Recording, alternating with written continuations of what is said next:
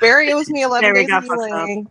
Yeah, I got 0. Yeah, I haven't seen that report, Barry. You're gonna have to share that in chat. I don't even want to talk about it, man. No, I See, I haven't, but I'm can't not going to say talk about it either. anything. Yeah, I I've let can't a lot say of much. people down. I mean, I was drunk. I was drunk. Excuses, Barry. There's no excuse. Oh, yeah, it's no Bruh, And I I was was drunk too, and sleeping. I still And I saw the was attack. sleeping. Honestly, it's all good. But all right, podcast is live currently, officially. Has there been any more news from the guy that's in Chinese Ronaldo's nation who can't recruit any more units because he hit the cap? Does anyone know if they changed it so he can recruit more troops? He's a Nah, Chinese. He's a Chinese. Oh, there was a cap. Yeah, Yeah, 50 there's a cap. million. What was the cap? 50 million troops. Each. Oh, really? Yeah, so the guy's got like 757 million battle power, and he went to go recruit more units, but he's got 50 million units, so he can't recruit more. Got it. I didn't know that. Okay. Yeah, I'll show Good you to his know. commander card in the chat. guys. So if Yeah, you're I here, saw that there was a fatty flying around out there for like 750. I didn't know he was maxed out though. Yeah, he's. I wonder if he's going to start dropping low tier and recruiting T12 only. There's like things floating around on the Facebook where I don't know how real they are, but it's like him telling Campbell to like increase the cap to 100 million. Oh, that's real. That's pretty real. Is that real?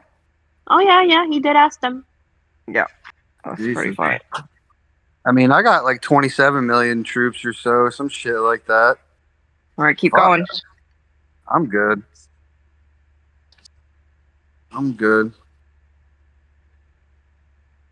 I'll wait for T13 if it does come out. I think it will.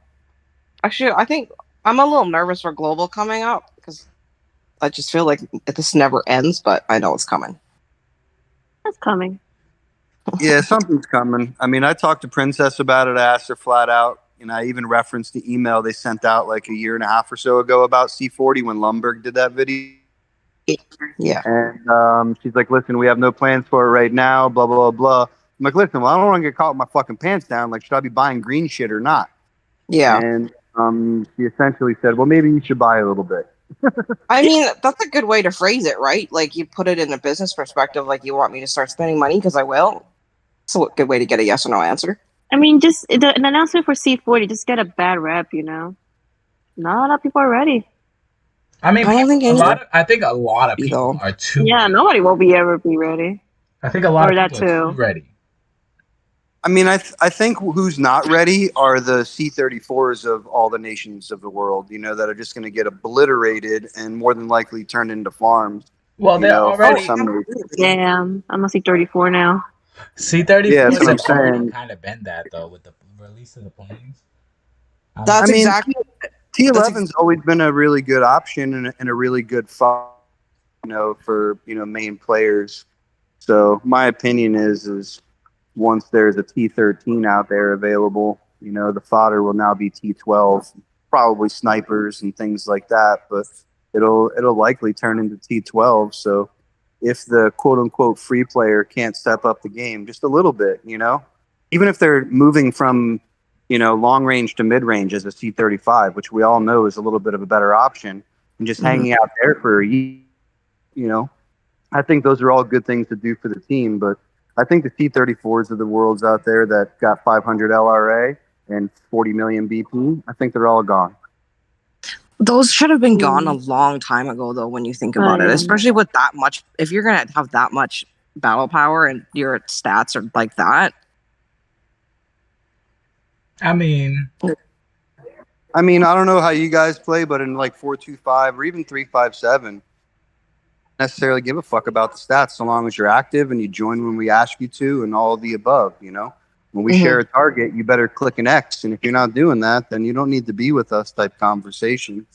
So, you know, for sure. But if you keep going, I was just gonna say I'm perfectly okay with 500 LRA so long as they're, you know, supporting the team, you know.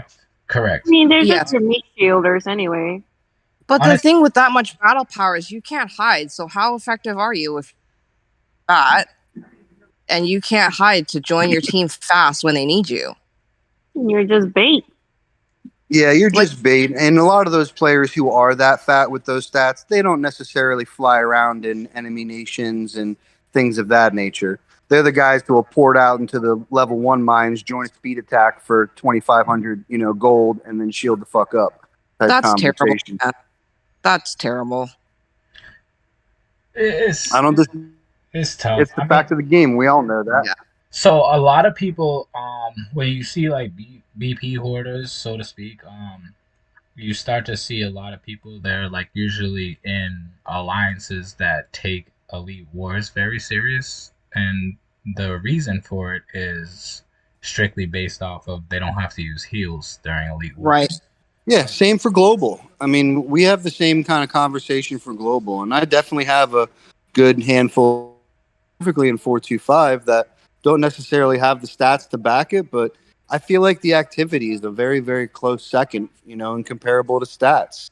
If Mhm. these guys are online 24/7, willing to do just about anything, they're always the ones that are joining random defenses from trolls or whatever the case is, just because they're that active, And that Yeah. it's a good thing to have. It's not a great thing to have, but it's a good thing to have. It's just like I mean I don't have a complete It's something. issue. Yeah, they're at least doing something to an extent. Like, I mean, you got to give them credit where credit's due, I guess, somewhere. But for Well, the most that's part, they that's how become you. they become a liability. I mean, I'm a perfect example currently. So here's a good Harry. topic. So here's the liability, right? Yeah. So here's a perfect topic. What do you do, right? As a leader of a number one election, you got a fatty on deck, right? Mhm. You kill him yourself and whatever, you ruin that player. He probably leaves Alliance, maybe even quits the game, blah blah blah. Or do you let him fucking gamble as long as he possibly can, and then for that one day that he finally gets caught, like, thank God, No, so I've had one. We had a C32 or a C33 that had like 45 mil BP. Um, Yeah, Yeah, but that's different. I would immediately tell them to drop troops, I- right? I- Hey, listen, look, you got to be 20 million. See, so hear me out. So I've explained to that person that I'm gonna leave anonymous. I explained to that person many times. You should probably drop troops. You should probably drop troops. Like, you should drop troops. It got to a point where I was like, all right, you need to drop troops. I mean, I personally would never zero that person because I had nothing but love for that person.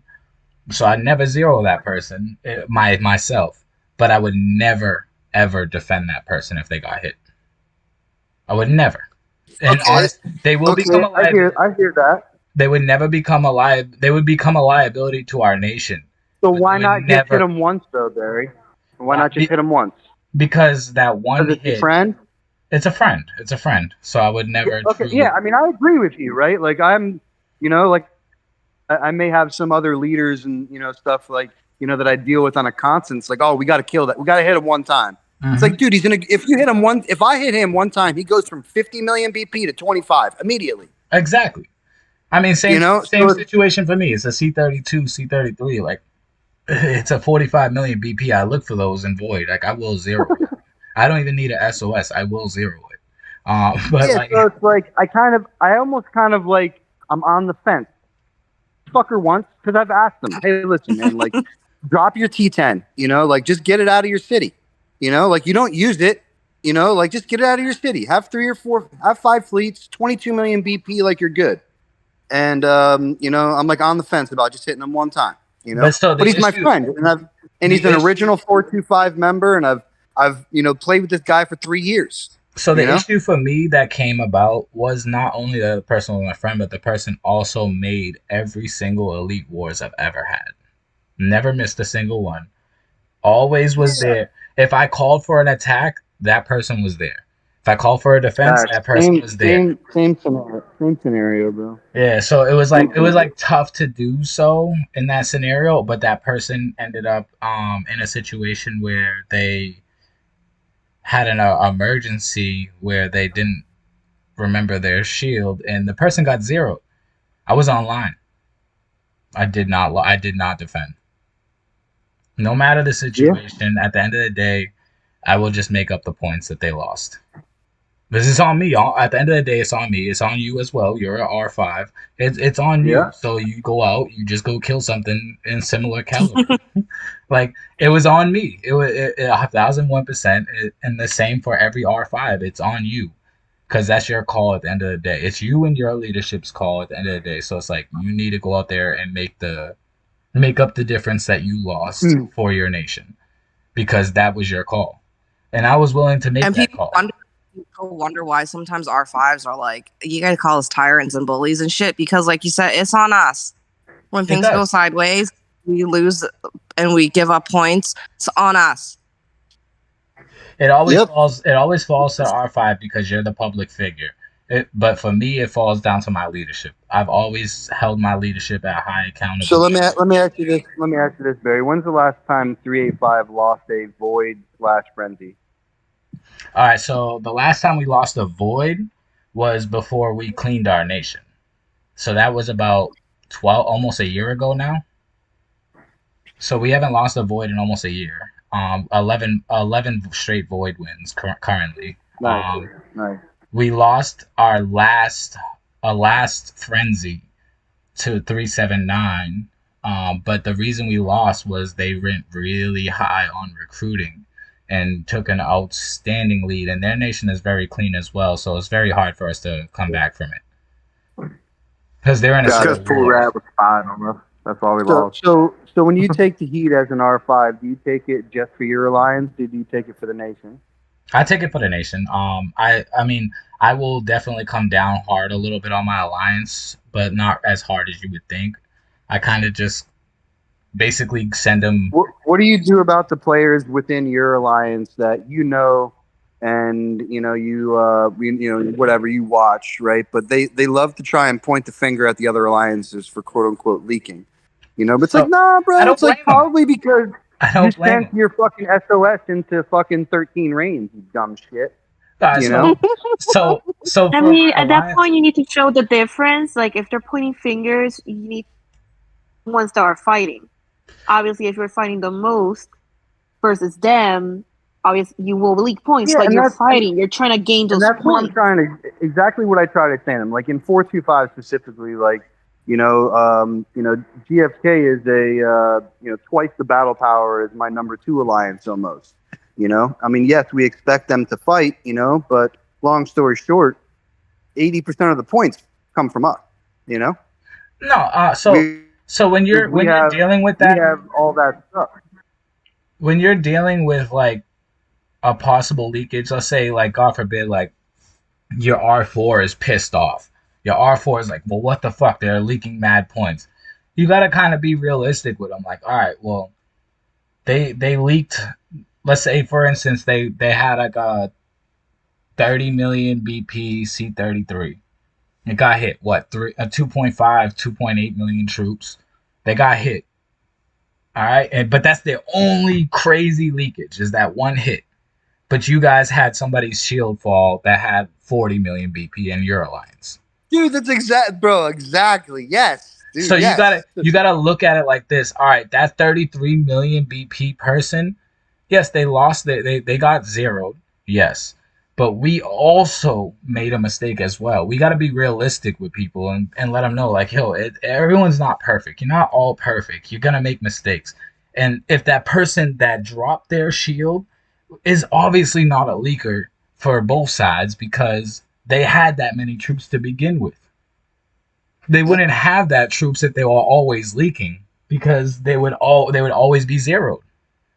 So you got to kind of be realistic with people and let them know, like, hey, we had an issue just as much as they. We can't be so hard because we fucked up. Now if it was roles reverse, like not roles reverse, like if it was we didn't have a leak, but they did, then you can be hard on them. Like, all right, bro, you guys had a leak, we did not.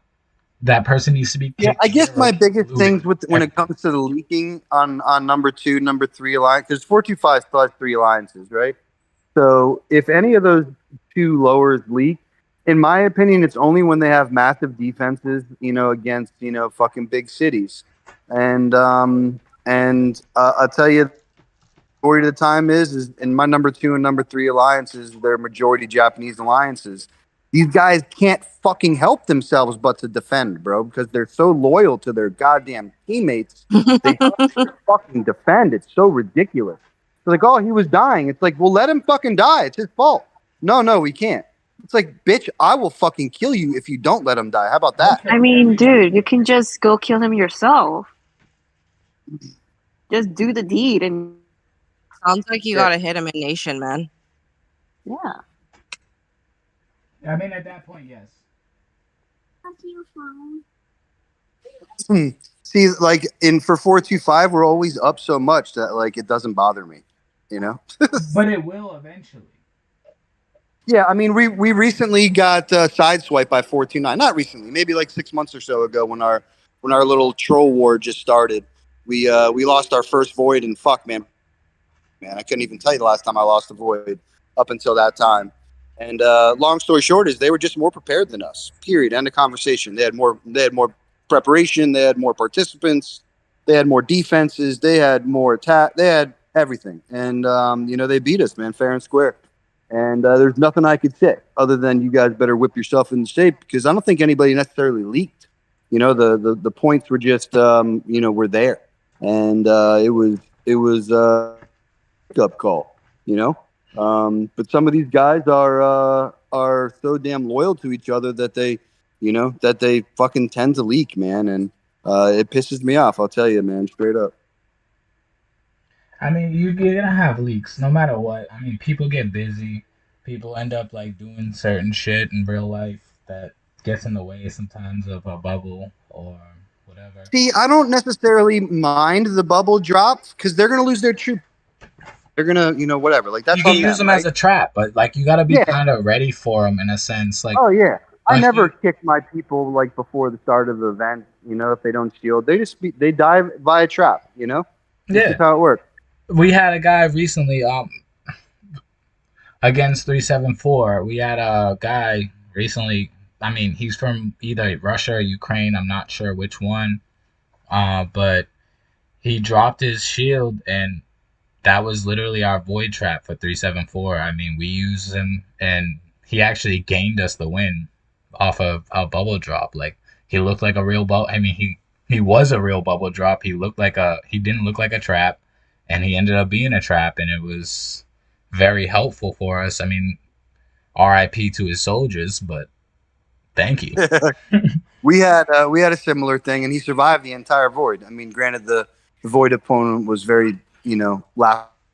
It was scary because I mean, when you got a wheel like yourself, I mean, it's very scary to just go into a possible trap and just go hit it. I mean, unless there's a nation that's very organized, very strong, coordinated, very active, that's a scary thing to see. You know what I mean? Like, you look at it like, I don't know, that looks like a trap. I'm not going in to lose my troops or lose points for this nation. They'll think about it. Especially if it's a close, if it's a close battle, if it's no need within a couple 100 million or so, like that's close. You just go in with the SOS, just send one of your small players, have them send T4 or something, have them go check the trap. Is it a trap? Yeah, check the participants. All right, you're good. Maybe even send 2 people with just T4. And see whether they're willing to defend, you know what I mean? So that, like, oh shit, 2 people are coming. It could be a real attack. No, it's not. All right, cool. You got all your defenses sitting right there. Now like, all right, they got fucking 20 people. How many people can we get on live? Let's go hit that trap. You know what I mean? You gotta. Yeah, I love hitting traps, bro. I fucking love it. I mean, hitting traps is probably the only thing you're gonna get points from nowadays in Void, because bubble drops are rare, because nations are a lot stricter. I mean, everybody knows, like, zero your own people if they fucking drop a bubble. I don't care. I will zero a player in my own nation during Void. I don't care. I do not have a logic in it at all. Like, I just will hit you. Like, if I see your bubble drop and I'm awake and live and I see it and someone shares it, you're zeroed. Off there. Right there. No questions. Nothing asked. I'm not even going to argue with you. I'm just going to zero you. And 9 times out of 10, they apologize to me. Yeah, same. I do the same thing in 425, and Japanese are just like that, man. They will literally message me and tell me sorry, blah blah blah. It's because they'll see the report right after you. They'll see a report of them getting hit right after you. So it's like, all right. I mean, at least I didn't leak those points. I gotta at least say sorry for making them lose troops and heals. Like, Yeah. I mean, that's common courtesy. I'm not doing it because I want to zero you. I'm doing it because I don't want to lose fucking points. Yeah, I agree. Like, I don't want to waste my speeds, my heals on you. I'd rather waste it on burning someone else. That's just, I mean, yeah, if someone were to actually ask me, why did you zero me in Void? Oh my god. They would never have an alliance. They would never. I would literally boot them from any academy I have, or have them booted from any alliance that's in 3A5, and I'd fucking zero them every day. That's just like, I mean, anybody should do that. As a nation leader, you should absolutely always be on top of that. Even leadership for your own alliance, like, they should be on top of that. Like, when you're asleep, they should be sitting there watching, making sure shit's not going south. I don't believe in violence. I like farming. Stop it. Fuck farming. But like 425, you guys are extremely organized, yeah? I mean, extremely, I mean, my alliance is, yes. So I count in 425, and I'm currently in, in the number 2 alliance.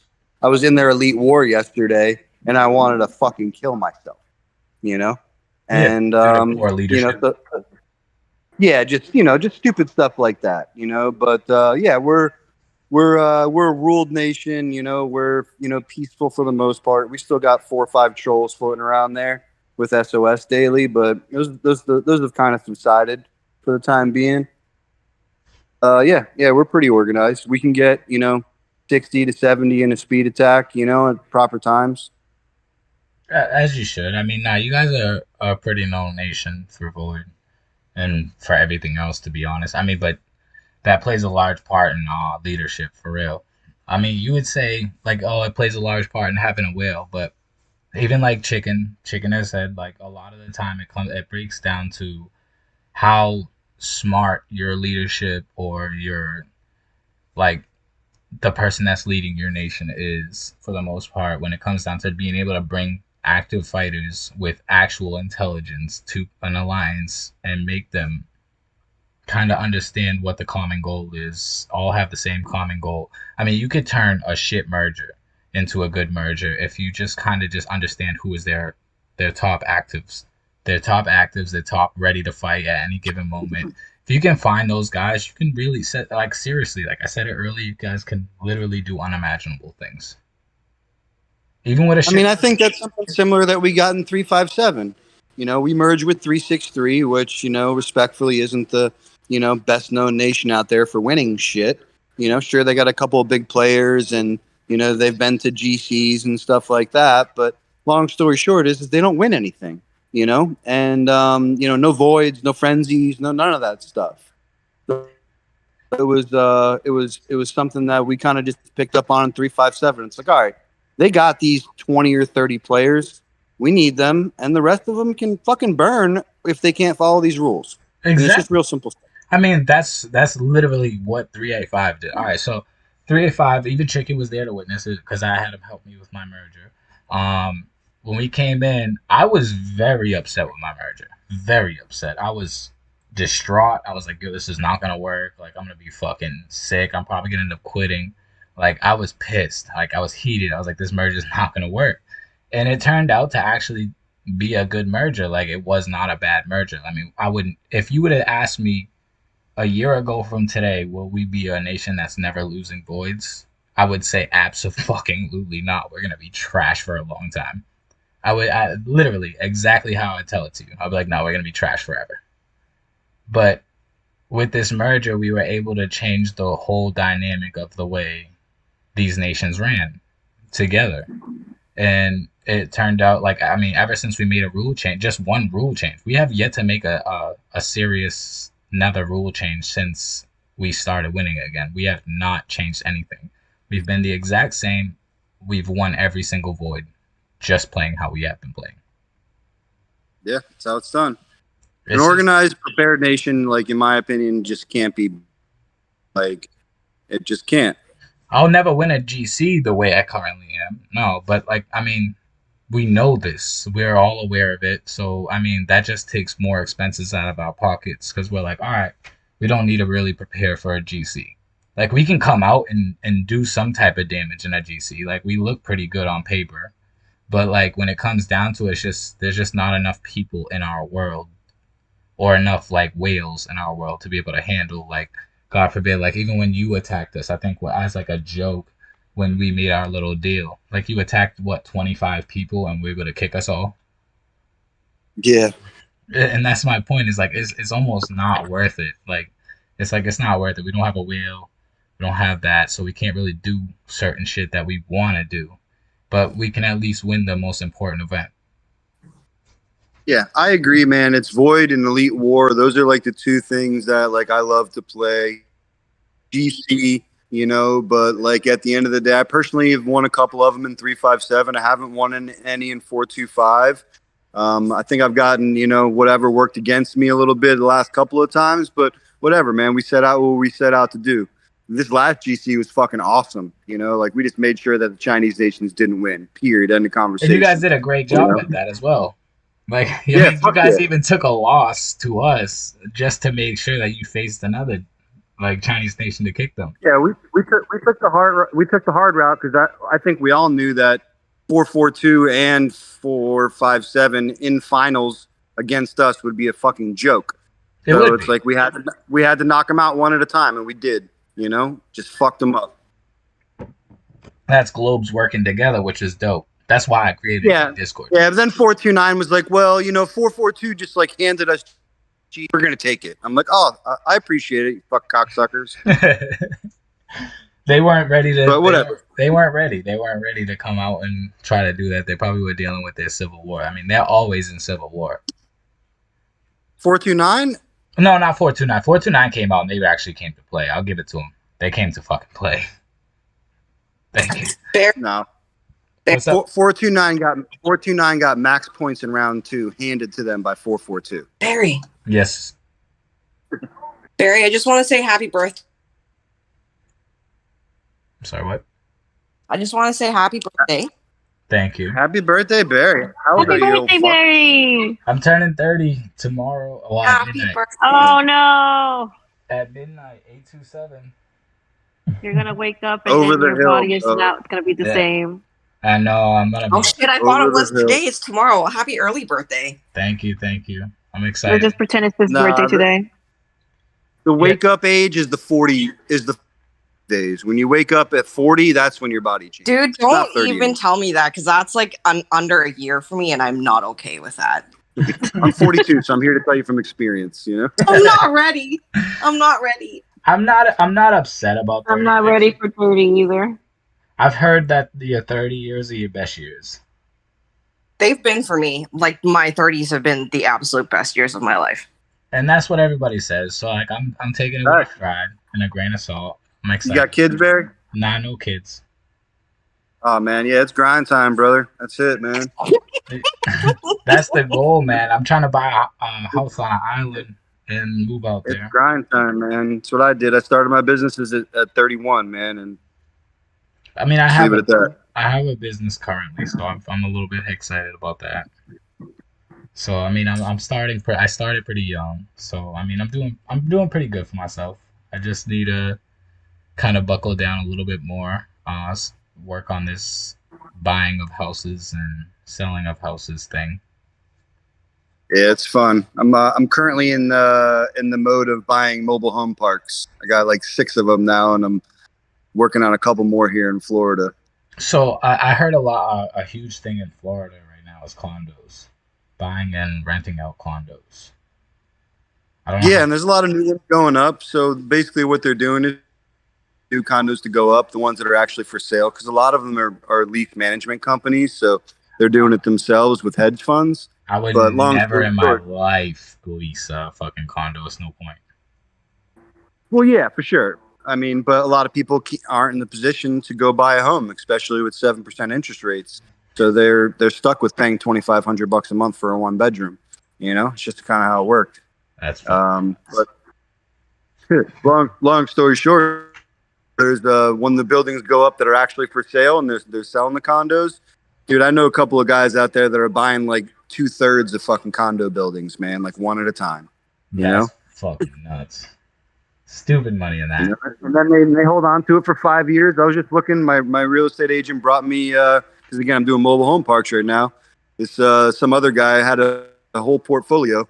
It was like 200 doors, like 4 apartment buildings, but the rest 52 doors I think were individually owned condos in different condominiums in South Florida. Could I give you a bit of advice? Sure, shoot.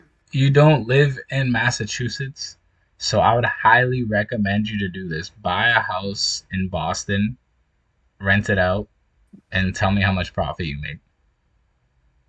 I mean, the problem with Boston is state taxes. You don't pay the state taxes for your actual job though, so you're making money off of the only thing you're paying is state taxes on your property. You're paying state taxes on the property and state taxes on the profit on the company as well. No.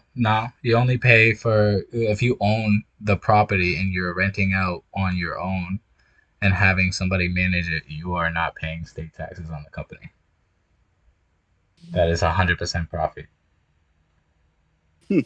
I'll have some guys look into it, man, because they U.S. I got a nice little real estate portfolio, and that's like the biggest thing here is like a lot of people don't make a LLC for buying properties. They kind of just buy properties and do everything themselves. No, I have LLCs for all my shit. No, absolutely. I just like the land, you know. I don't want to be like having like 1 or 2 houses randomly type conversation. I like the land, you know, because I feel like eventually is New Hampshire as well. New Hampshire as well is a really good place. That's currently where I'm like willing to buy right now for a really nice house. I want to buy out there because there are no taxes. But they also that's why I feel like I'll never leave Florida is just based off the You don't even need to though. You could just buy a house out there. I don't ever need to go see that house at all. But I'm a huge snowboarder. So like going out there, buying a house out there, and just knowing how much it costs to like Airbnb for a week out there is nuts. Like I think yeah, facts, bro. It's funny because I'm literally doing the same thing in Colorado for that exact reason. Because I like to ski and it's nuts. I take a yearly trip with the family, so it's like, you know what? I might as well just go buy a fucking nice badass place out in the mountains out there, ski in, ski out, give it to a management company, make some money, and then, you know, go there when I want. You don't even need to give it to a management company. That's the craziest part. I rented out a place on straight up on Airbnb. It was $1,000 a night for a 3-bedroom. $1,000 a night. Yeah, bro, shit's nuts, man. I've stayed in some places in Colorado that were ridiculously expensive by Airbnb. That shit was booked up for 6 months. Yeah, 6 bro. Months. It's nuts, dude. It really is, man. You know? So that shit's crazy. And right now I feel like cash is king, so, you know, it's nice to be able to have a little bit of cash and just wait for the deals to come, you know? Absolutely. All right, so now let me ask you a question about your Titans to get more back on topic about the game. So your Titans. Not your Titans. You're playing, sorry. You're playing. What's been the biggest difference for you for having a borderline max plane? I mean, the biggest difference, in my opinion, you know, on an everyday battle scenario, you know, obviously I think a majority of the people who've had experience with like the purple plane, like the tier 2, the disruptor, I think that's huge, especially for playing around with mid-rangers, you know, that like to sneak in the back line. So it's nice to ice those, you know, rockets, heavies, whatever's coming your way type conversation. So I think that's like the biggest, you know, niche in the armor per se. But in the biggest difference in like seeing things, because I don't know about you guys, I got OCD. I like to see my stacks change. I like to see, you know, numbers go up and things of that nature. You know, a couple of the off the top of my head that increase, you know, the melee HP and the HP of all your troops and, you know, things of that nature, I think are, you know, are huge added value, and they're really not all that crazy expensive. I know they're you know, at least not orange, you know, for conversation's sake.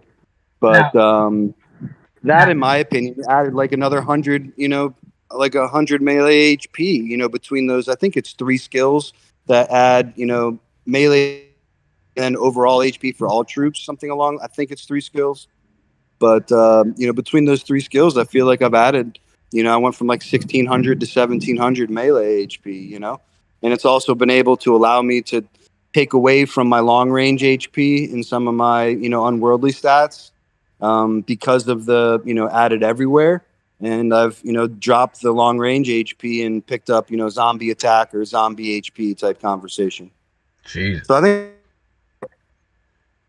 And I still have like 1,000 long range HP with dropping on worldly stats, That's fucking nuts. What the fuck?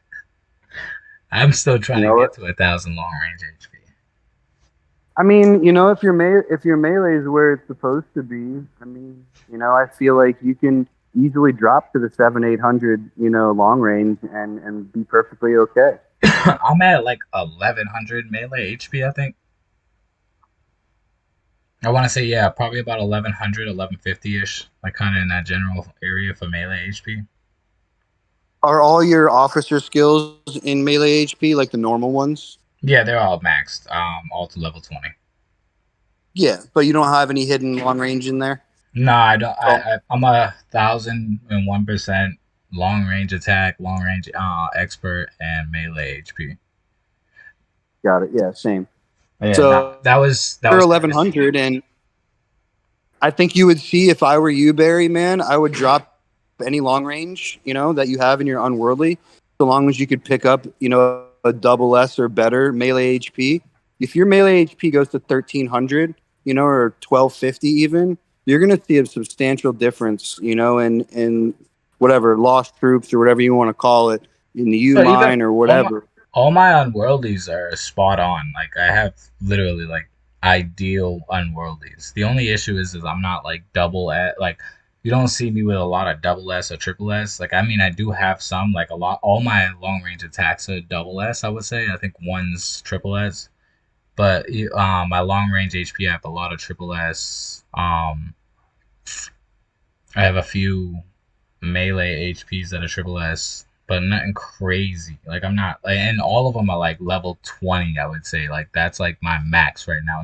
I'm trying to get all of them skills up to level 20 and then kind of go from there. Got it. Yeah, so I mean, again, without looking at the officers, I wouldn't know, but I think we all know that a couple officers have 2 melee HPs and things like that, right? So as long as you have both of those skills, I think you're going in the right direction. But if you're holding on to a long range triple S over a whatever, because and you have an open slot for a in there, my suggestion is you flop them, man, because you're not going to feel the difference. And if anything, so long as you don't plan on losing battles often, I feel like it'll definitely help you on losses as well. I could probably pull it up. Hold on. Let's see if I can pull up my officers. Barry. Yep. Good morning. Happy birthday. Good morning. Thank you. Thank you. I gotta go. You gotta go, Amy? Huh? All right. Yes. All right. Enjoy your morning. Good birthday. Bye, everyone. Later, Amy. Bye. All right. Let me see if I can pull this up for you.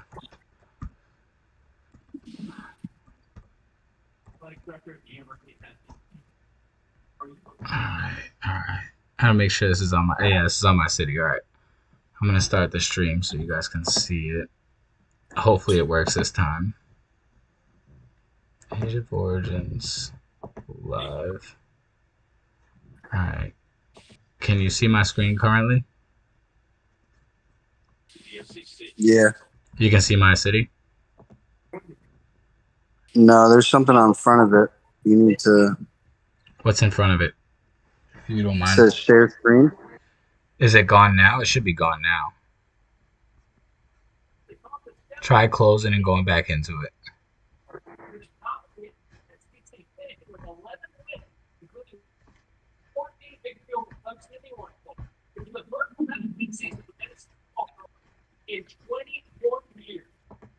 Yeah, I don't know.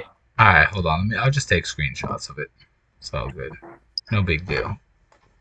But nah, so a lot of my unworldlies, like I kind of got a lot of the information I got for my unworldlies from Chicken. A lot of like kind of growing up in the game a little bit from him.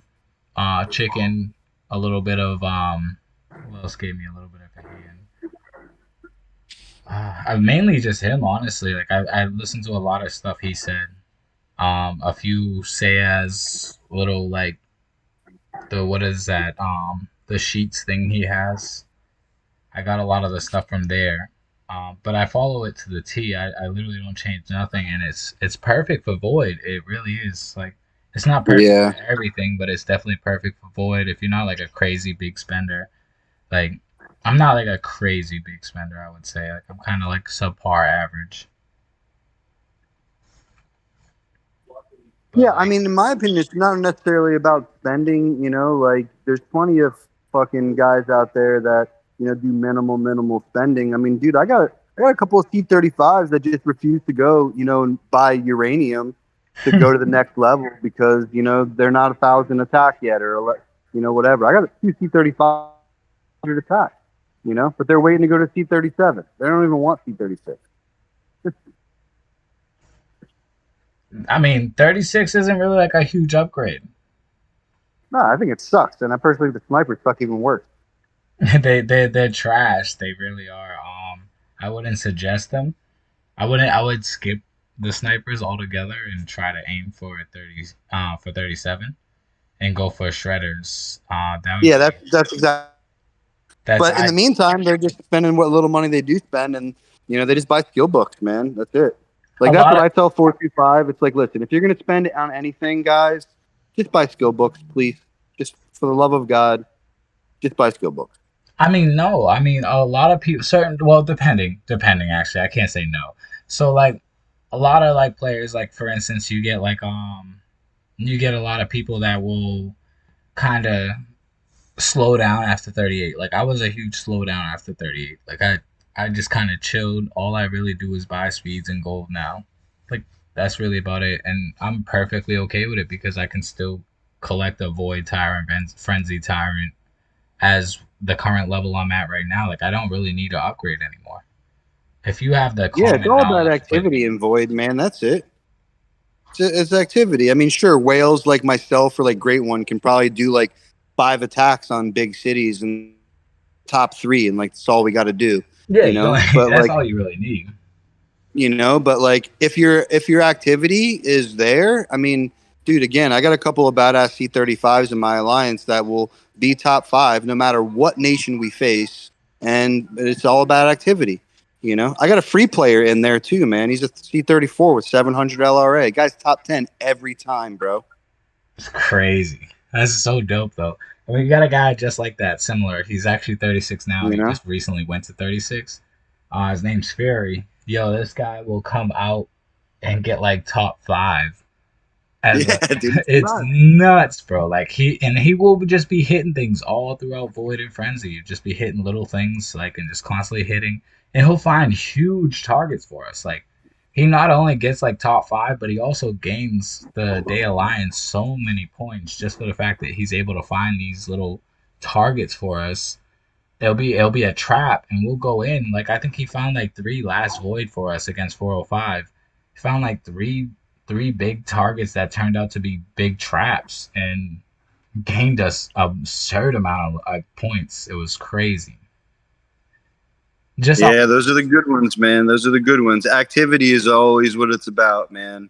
yeah, man, I'm telling you, it's an Italian player. He's very good. Like what he does, like it's crazy. And like he's the same one of them players that will go out and get us Void, like get us all the locations we need to go to. It's extremely beneficial. Team player right there. Team player. You got a badass Aeon, bro. She's sick. You like my Aeon? Yeah. She's gone up to par. I've been working on her a lot as of late. That's like my main one I really work on lately. I would say. Yeah, she's my main one I work on. So let me ask you a question. You don't run Siege? I don't run Siege because I try to help out a lot and more than just attacking my own attacking cities. Like I'll try and do other things as well. So like the defense for me is just a little bit more beneficial for other players. I'm more of a team player than I am my own self. Like I don't attack solo often. And if I do, yeah, no, same. so like I more so look for things like that where it could probably help out a little bit more as a cross nation stat. It will definitely help out more in cross nation than it will for my own solo self. Like I'm sure, yeah, that will make my long range a lot stronger, I guess. But is that really helping in the long run more than like something? I mean, I look at it like this: if you know your alliance is focused on Void and Elite Wars for conversation's sake, right? Yeah. Specifically if it's Void, and that's your true focus. Like my opinion is you have to run Siege, because you get that you're attacking cities, bro. Like you got to have it. That's the one reason why I continue to hang on to it, because Void is still the most important thing for me. I've given up three triple S sieges. I think it is 3. I'm pretty sure. That's crazy, bro. That's 150 LRA, dude. You know what I'm saying? But that's for a max. I'll never max it though. That's the thing. Is like, I mean, you see all my Unworld is right there. Yeah, 15%. What's that? That's an extra 75 or 80, right? Yeah, something like that. I mean, yeah, it's dope. But like, I got a guy like Barker. You know what I mean? He'll come in. He has siege. He'll come in. He'll handle that. I'll hold the defense side. You know what I mean? Got it. So it's like you got to kind of like. So is that where did you get the melee defense thing from Saya? Is that your thing? No, so a lot of my stuff comes from Chicken, who just spoke. A lot of my stuff comes from Chicken. Is like basically this is like your ideal build, because you look at Siege. Siege is an in-nation skill on top of it all. It's an in-nation. It's not a cross-nation. So like if you look at the stats, like I can get more defense plus defense cross-nation than I will ever get plus siege attack. So if you break it down in the math, I'm getting more bang for my dollar than I would if I were to go for siege. That's just my personal perception. In another facet, for sure. Yeah, I agree there. So it's like I'm getting more of a stat boost if I were to just go for that. And considering I'm not a crazy level spender, it is more helpful for me to have that than for me to go out and go get siege and try leveling siege up crazy high to be useful. Yeah, I also think siege is less than the crossing. I think siege is like 30 max or something like that. Yeah, it is. It's far less. Anything in nation is far less than. It's like I would say it's like a ratio of 1 to 2 basically. Yeah, I agree. So it's like when you go for cross nation skills, you're getting more of a stat boost than you're getting for in nation. So it's like, why wouldn't you take the cross nation when all your events are cross nation? Like I'm not a Civil War nation. I don't need anything in nation, to be honest. Yeah, I thought that too until I needed it for a little bit, but you really didn't. You're right. You really didn't. You were 20%, by the way. Yeah, so you look at it like that. It's like, all right, so you're getting a crazy boost cross nation on the event you actually play and care about. Over, like let's say it's 10 in nation, 20 cross nation. You're getting a 20% increase on an A stat cross nation over a 10% increase. Yeah, because I've contemplated, dropping a siege or something like that and picking up a cross nation like zombie HP or something like that. Or a zombie attack. That would be way more beneficial to yourself. Yeah, I don't disagree with that. Like honestly, all your sieges could be on zombie attack, which zombie attack is huge for somebody like you. So over a siege, I would take zombie attack plus over a siege any day of the week. Cross nation. Shit, great one zombie 50 or something ridiculous. Yeah, so like you're right there, you're hindering yourself by having siege over a cross nation zombie attack, or a long range HP cross nation. Like you're hindering yourself because the only events you really care about are the events that, like, I mean, you have a whole team, you have a whole entire team that's going to go out there and help you as well. Like you just told me you have 70 plus guaranteed. When you call for a serious attack, it's 70 plus. So somebody like you should not be concerned about a siege. You should be more concerned about either that long range HP or that zombie attack as a cross nation. Yeah, I don't disagree with that perspective. It would help in all the other events too. Fucking DOD, Triangle, blah blah blah, where siege doesn't take place. Exactly, correct. And that's like Siege only takes place in like 2 events. Because even when you go to towers, you're not getting if you're going for a GC and you're going into towers, Siege does not take effect into towers. Yeah, it's only for cities. So. Exactly. So it's like, are you really attacking cities in GC? I mean, other than when you're just burning them just to make sure they don't have any troops, so that way they can't go into the towers. Is that really going to make a difference? You're going to burn them with or without that siege. Facts. Most of them anyway. Exactly. So it's like it comes down to, do you really need that siege? I mean, it looks dope on paper. Don't get it twisted. When you look at that solo attack that you just did on a random fucking C-37 with 50 million BP and you zeroed them, and then you look at your stats, it's like, oh shit, I have 1800 or 1700 LRA. That's fucking nuts. Yeah, it looks great. Yeah, exactly what it is right now. You know, it's like, oh shit. It looks cool, but like when you break it down to how beneficial is that really to you and your alliance, it's not. It's not. And I personally, as a friend to friend, I would definitely tell you either go with zombie cross nation attack, or I would go with, you can grab those long range HP cross nations that you were talking about that you got rid of. No, I would only go zombie if I did anything. It would be HP or attack, one of the two, or even mix them. So I think I have 3 sieges, right? So there's 3 slots there. Correct. But you could easily switch those out, grab one of those things that you're talking about, and it's going to be a crazy boost. It's going to be a lot higher of a boost than you're seeing from the siege. Yeah, no, I agree. It'll be used a lot more often. Yeah, I'd go attack instead of HP. Because if they're hitting your zombies, like, they're through your front line. You know what I mean? Yeah, correct. Yeah, the attack is obviously your number 1 priority. That's always your number 1 priority. That should never be a number 2 priority. Attack is what you're fucking blowing them up with. So attack should always be your number 1 priority. Yeah, my HP is like close to 1300 on my zombies. That's nuts. I don't even know what mine is. I haven't even looked in a while. I know mine is not that high. I mean, it's just recently maxed out. We don't need to look, Barry. We know it's lower than whatever he's got. Oh, absolutely lower. I think all my stats are lower than what he's got. I don't think I have a single stat higher than his. I don't think it's possible. I'm maxed out. I mean, it's difficult to compare against, and I don't like when people do that. So it's easier not to. At the end of the day, like, I do it because I like to win. I do it because I like my nation, all those fun things. But like, whatever, fucking keeps. If I didn't play AOZ, I'd probably be spending 5 times what I spend on AOZ gambling. And that's a fair statement. It's So at the end of the day, nobody can say shit. Even my wife, she can't say shit. It's like, oh, you're playing that game. All right, I'll stop. I'm gambling, though. All right, have fun. When's your next war? That is fucking gold, though. And I'm not a gambler, so I have no excuse. 0.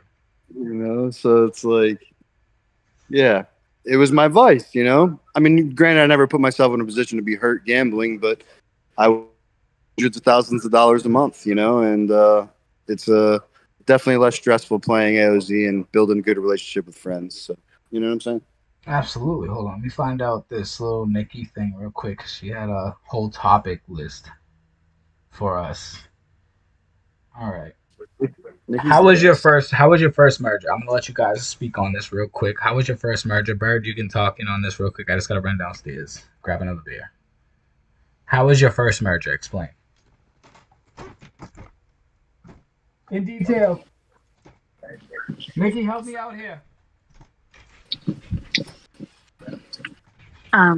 Guys, can you give me an idea what's the most varied thing you can think of? No? Anyone? I mean, my merger was fine. I mean, I don't, it depends on, been through 3 of them or so now. I don't have any problems with the mergers. Nothing was ever perfect. It's always a pain in the ass. It's a lot of fucking crying. It's a lot of different personalities that you're not used to. And, yeah, whatever. It is what it is. My 425 merger was good. I got 421, 419. 419 was complete farming nation. not worth a fuck. There's probably 4 or 5 players we got out of that nation. 421 was good. Came with some trolls, fees, and whatever. But we still perform. We still do very well. 357, same shit. First merger was a little crazy. Civil War for a year. Blah, blah, blah. I like to think we got past that. Now we merged again with a nation that doesn't necessarily win all that much, but they got some strong players and some good teammates. So I'd like to think that, the future is bright for 357. Not to say that in nation will be all calm all the time. I feel definitely going to be some, civil war or some, lowering of BP across, the numerous alliances that we currently have. I think there's like 7 or 6 or some shit. So we're trying to get that down and keep the fighters where they need to be. But sometimes that doesn't work out because some people want things done right now, and it doesn't work like that sometimes. So, they leave and whatever. You just deal with it, Mind your own fucking business. Worry about your alliance and go from there, You worry about the things you can control. And you sure as shit can't control trolls. You can't control what other people do, and things of that nature. So, that's kind of where my mind is on it all. Sure, you can fire up Civil War, sure, blah, blah, blah. But at least, give it a fucking shot, Because 357, looking at the other mergers that are around us, shit, we might have another shot at a global. We're 2-time global champion and a third to that. We got a good fucking team. Top 30 in Elite Wars right now. We're coming down the pike, man. So I feel like, we should at least wait till GC before we start killing the whole fucking nation. You know what I'm saying? But some people don't like that idea. It's like, man, let's fucking at least try. And if it doesn't work, then we fire it up and give it something to do. But so other than that, I think it's fine, man. You can't control it. Maybe Great One's like the only one to pick his merger. I don't think that's something that was crazy. I don't think that's something that's able to be done anymore, or whatever the case is. So I'm not even going to try. I told Princess if he gives me a shit merger, in 425, I might just fucking give my city away. So hopefully she doesn't give me a shit merger, Yo. Nah, I think next merges, the next batch is looking pretty promising for the most part. A lot of the bad nations have been already chosen, picked. As much shit as we all talk, the rest of but they're only doing it 10, 12 nations at a time, so that only combines into 6. But so the problem with that is I feel like so you should go next, right? But 425 is not going to go next. 425 will probably go after that. But you never know because technically 405 just went, right? 405 is around me, but they just. But if you look at it, if you look at it, 405 merged just a month before I did last year. They merged a month before I did, and this is the following month, and I didn't get merged. So they're not doing things in order how they did them the previous time. So I could be due for a merger later than where I was initially. Already it's shown, but I'm due for a merger later than initially projected. What we would expect considering all the. But I also think that's based off of your BP and shit like that. Well, I feel like 385 is still kind of fat, right? 385 isn't fat. We're about 9. We're about 9 billion BP currently as we speak. Yeah, so 425 is 10. 405 was 13 when they merged. Yeah, but now they were 8 at merging time. No, they were 13. 4-2 when they just merged. 326. Yeah, 326 was also very close. I think they were a close 12 billion. Damn. Yeah, it seems like it's a little bit swayed on how they're doing things a little bit. To be honest, I think they're in my personal opinion, I think they're personally picking these nations that they think will collide with each other and not work with each other. And that's what it's. You think they're trying to create civil war? I don't think they want 326 and 405, and I say this with the utmost respect. These are 2 nations that love to keep players, So they don't have war. So if anything, they're just going to become a big, fat, happy nation together. You know, they're not going to fucking kill each other. Well, 326 seemed like it was like a very void heavy nation from what I've look outside looking in. I don't really know too much about them, but they do look like they're happy birthday, Barca. But they do look like they're like kind of like a heavy BP nation as well. Like they tried to focus on Void and GC, which is tough. It's a tough combo. Thank you. Happy birthday to you. Wait, is Barca's birthday too? Barca's birthday's today. Mine is at midnight tonight. Oh my god. Okay. So Barca's actual birthday is today, so we can celebrate Barca's birthday today. Happy birthday, Barca. I appreciate it. Thank you. No doubt, brother. What are you doing today? Enjoying anything? A lot of drinks? I have no idea. I might go to Sedona and have fun there for like 2 days. Hell yeah. That's what I like to hear. Okay, Yeah. you two do not move. Give me 5 minutes. All right. We won't move. Yeah, but no. We got Big Bird in the house. Let's go. Big Bird's always in here. Big Bird actually 425 leg guard. You should definitely take him in for a day on a city that's kind of unused and let him see how you guys run Void Elite Wars. He's trying to learn a lot of like different techniques and stuff to help out in his own nation, which would be super helpful. I would definitely take him in and let him check it out and kind of see how it is. We did that for him in 385. It was good experience. I got you, brother. We got Elite War tomorrow morning, fucking 8 a.m. my time, fucking 1200 server, I think it is. So if you want to join, man, I got a fucking sub count. Probably get you in there somewhere. All right, sounds good. Yeah, I'll reach out.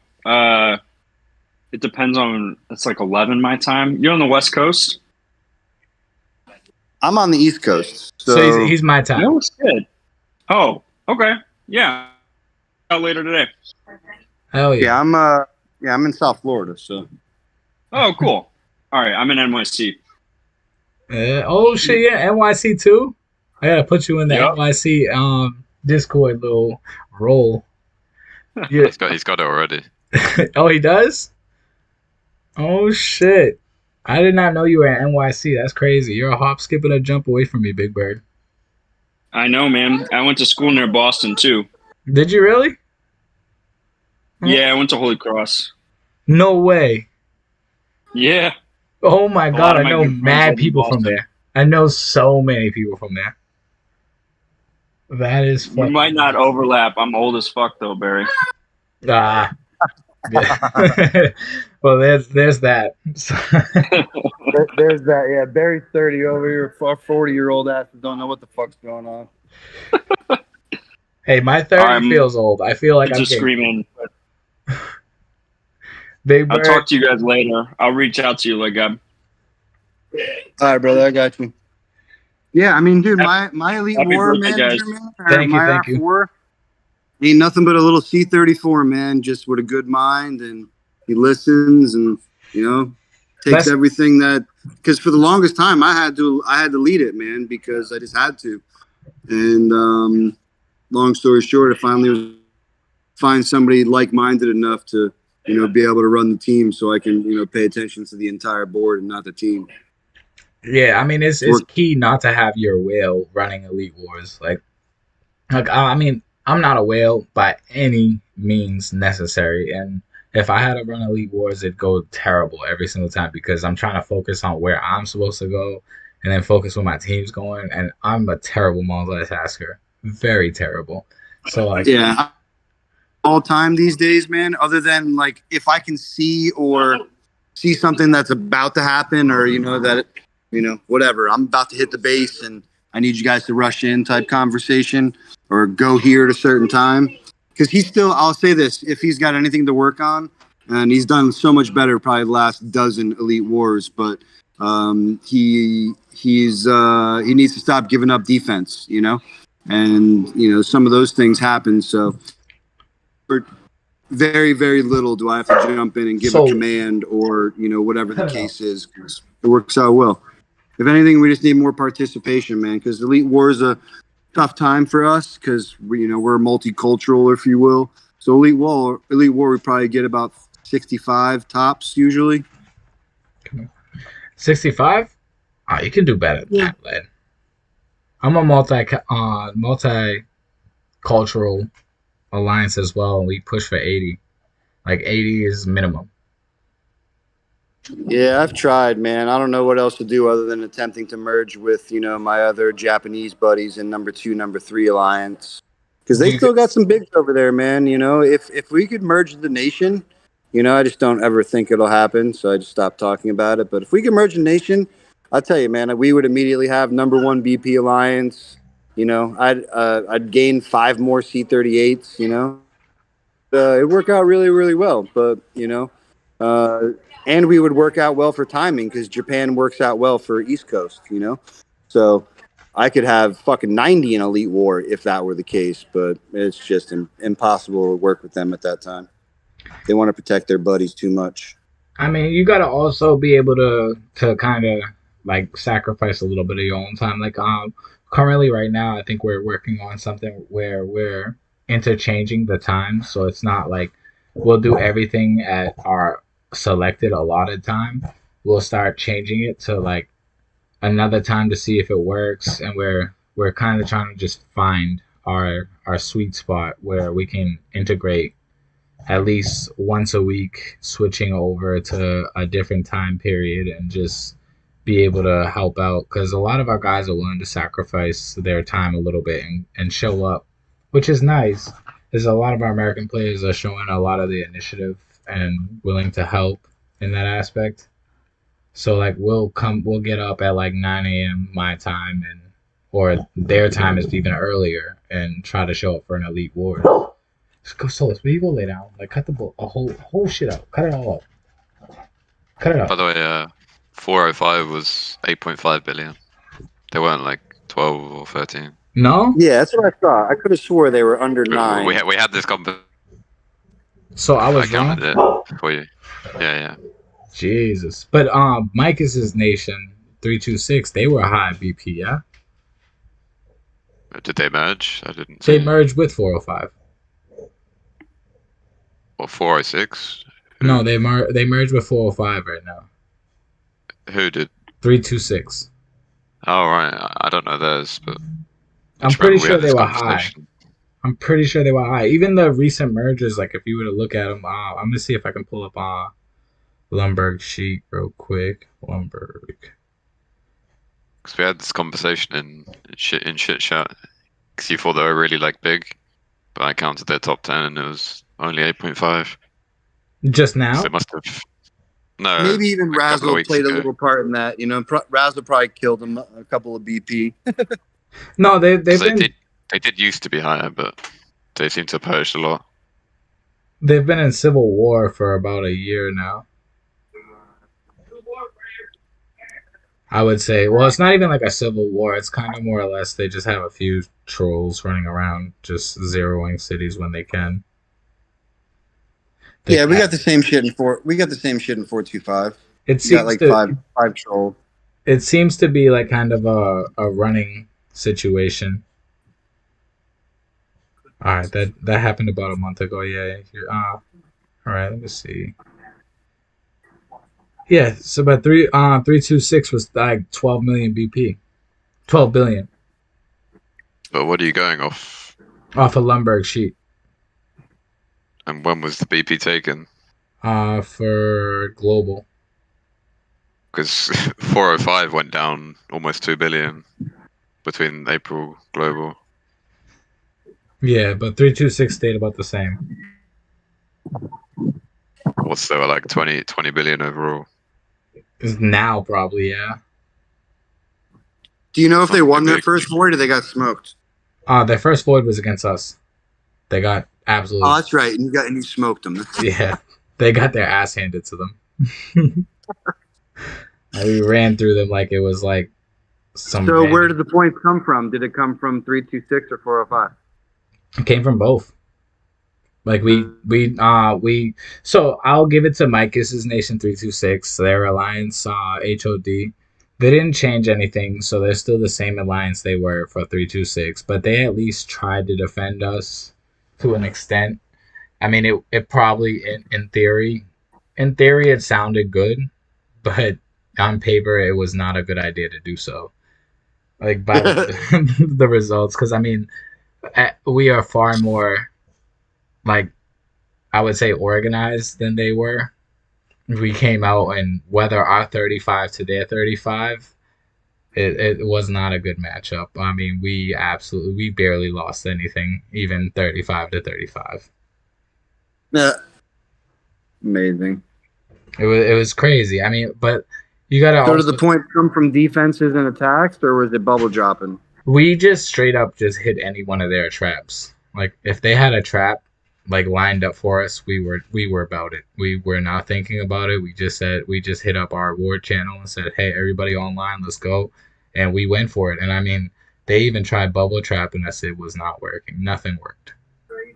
We were just too organized, way too organized. Like the 35 to 35, I wasn't even in it. Like I could not get it. I called the attack. I literally got the people online. I did the countdown, and even still, I missed because the bubble drop was too fast, and we still got 35 in. Love it. That just goes to show how badly that could have gone had we had everybody join.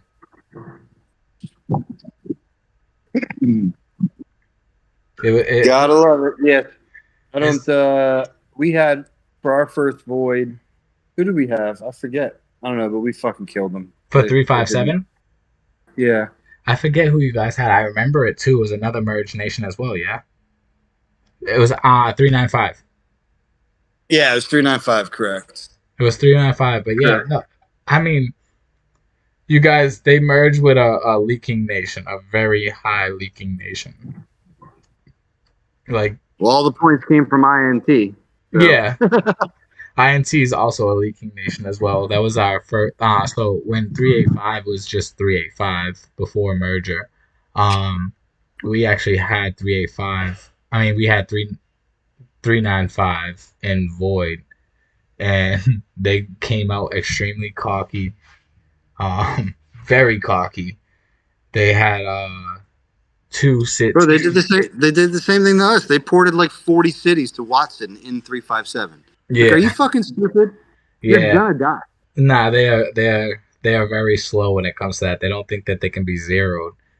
So they brought 70 million BP C36 or something like that back when C38 just opened. They brought him over thinking he was extremely strong, couldn't be zeroed, and he got slapped immediately, like 5 minutes into void. He's ported over to Perpetual or some shit like that, and ported over there unshielded, trying to hit little farms, trying to get people to attack, and sure enough, his ass got zeroed within 5 minutes of void and quit the game, never to log in again. It was bad. Like, he got hit twice, not once, but twice. And then their main... I forget the nation name. We had a 495 or something like that. The guy was like trying to like compete with me. You could tell like he had to like just be one spot above me, even like killing monsters, like all of the above. Recruiting, same thing, right? Mm-hmm. So I recruited 100 million or something like that, which is pretty average for me. And this guy blows out the water like 700 million or whatever the fuck, right? Just goes nuts. Raises his BP to like 70 million at the time. He went from like 55 to 70, type conversation. And 5 minutes into void, bro, he flies into fucking 425. And I don't think he was in that spot for more than 30 where he sent out his attack fleet. And we had the number 1, the number 2, and number 3 alliance all hit him at the same time. So we were in first. We completely obliterated him. And then, 2 other alliance kind of stacked him. And he was like 22 million BP when we were done. And never to log back into the game again. Yo, it's a funny ass feeling to see that. I actually did a void video for that. For that 395 or whatever they were before 395. But I did a void video for that INT alliance, and it was fucking hilarious. Like, so much fun. Like, I had probably the fun. Like, whenever you get your nation to finally come together and have your first void together, it is so much fun. I mean, yeah, I remember for this particular guy, Mac was at my house. He's like, bro, the shield. As I was hitting speed, and I'm like, am I in? I don't know. I'm trying to get back in. And he's like, bro, we got him. I'm like, are you serious? He's like, oh my God, CAC's in there too. Yo, it is the best feeling in the world to be able to zero a city like that is just too cocky and assumes that they could just not be killed. It is the best feeling. I mean, who knows if he thought he could be killed or not? Long story short is he took his goddamn Titans out of that city and, battle. He couldn't get back, and that's all there was. It was smoke show. That was it. I don't even look for Titans to be out. I will hit you regardless. If you are out, if you are unbubbled and I have enough people, I will hit you. I do not care. Like, we only had 30, bro. We did it with 30, man. We did the same. It hurt a little bit, not going to lie, but we burned them. And then, again, we had the number 2 and number 3 alliance already stacked on him, so he was dead within 2 minutes. You should never worry about if it hurts. At the end of the day, you can never be zeroed. If you're attacking, you're just losing an attack fleet if you fail. Yeah, dude. And not even a full attack fleet. You're losing half your attack fleet. So this is first aid. Right? So you guys will like this. After the merge, right? We had a little competition during last void in 357, on what alliances would be protected, right? So as a nation, we decided that we would protect up to 5 alliances total. No more, no station. In the beginning anyway. So long story short, there's 7 alliances, right? So motherfucker, this is the most important void that your team has ever had. Or you better go merge with somebody, right? That was kind of the gist of things. You know what I'm saying? Yeah. So anywho, void results come in, top 5 are protected. Well, those other 2 alliances, they're now food, right? Just call it what it is. And so we poured in, we come in. And we start killing these guys, right, bro? They're defending. They're giving us all of the factual information we need as to why they need to die. They're SOSing fucking C-38s with 150 million BP. They're reinforcing fucking me and 8 to 12 other members of the number 1 alliance with 3 to 8 people. It's like, and then I even shared. This is why you guys are going to die. Like, we lost, 1 million points, and they lost, 12 million points, right? But we had, 60,000 losses, and they didn't lose anything. And they were talking shit. It's like, listen, bitch, we don't care about these little fucking 10,000 shredders. All your troops, you're never going to be able to come out of the hospital. That's it. You're dead. Yo, time out. Barca, look at it. Nikki, what the fuck?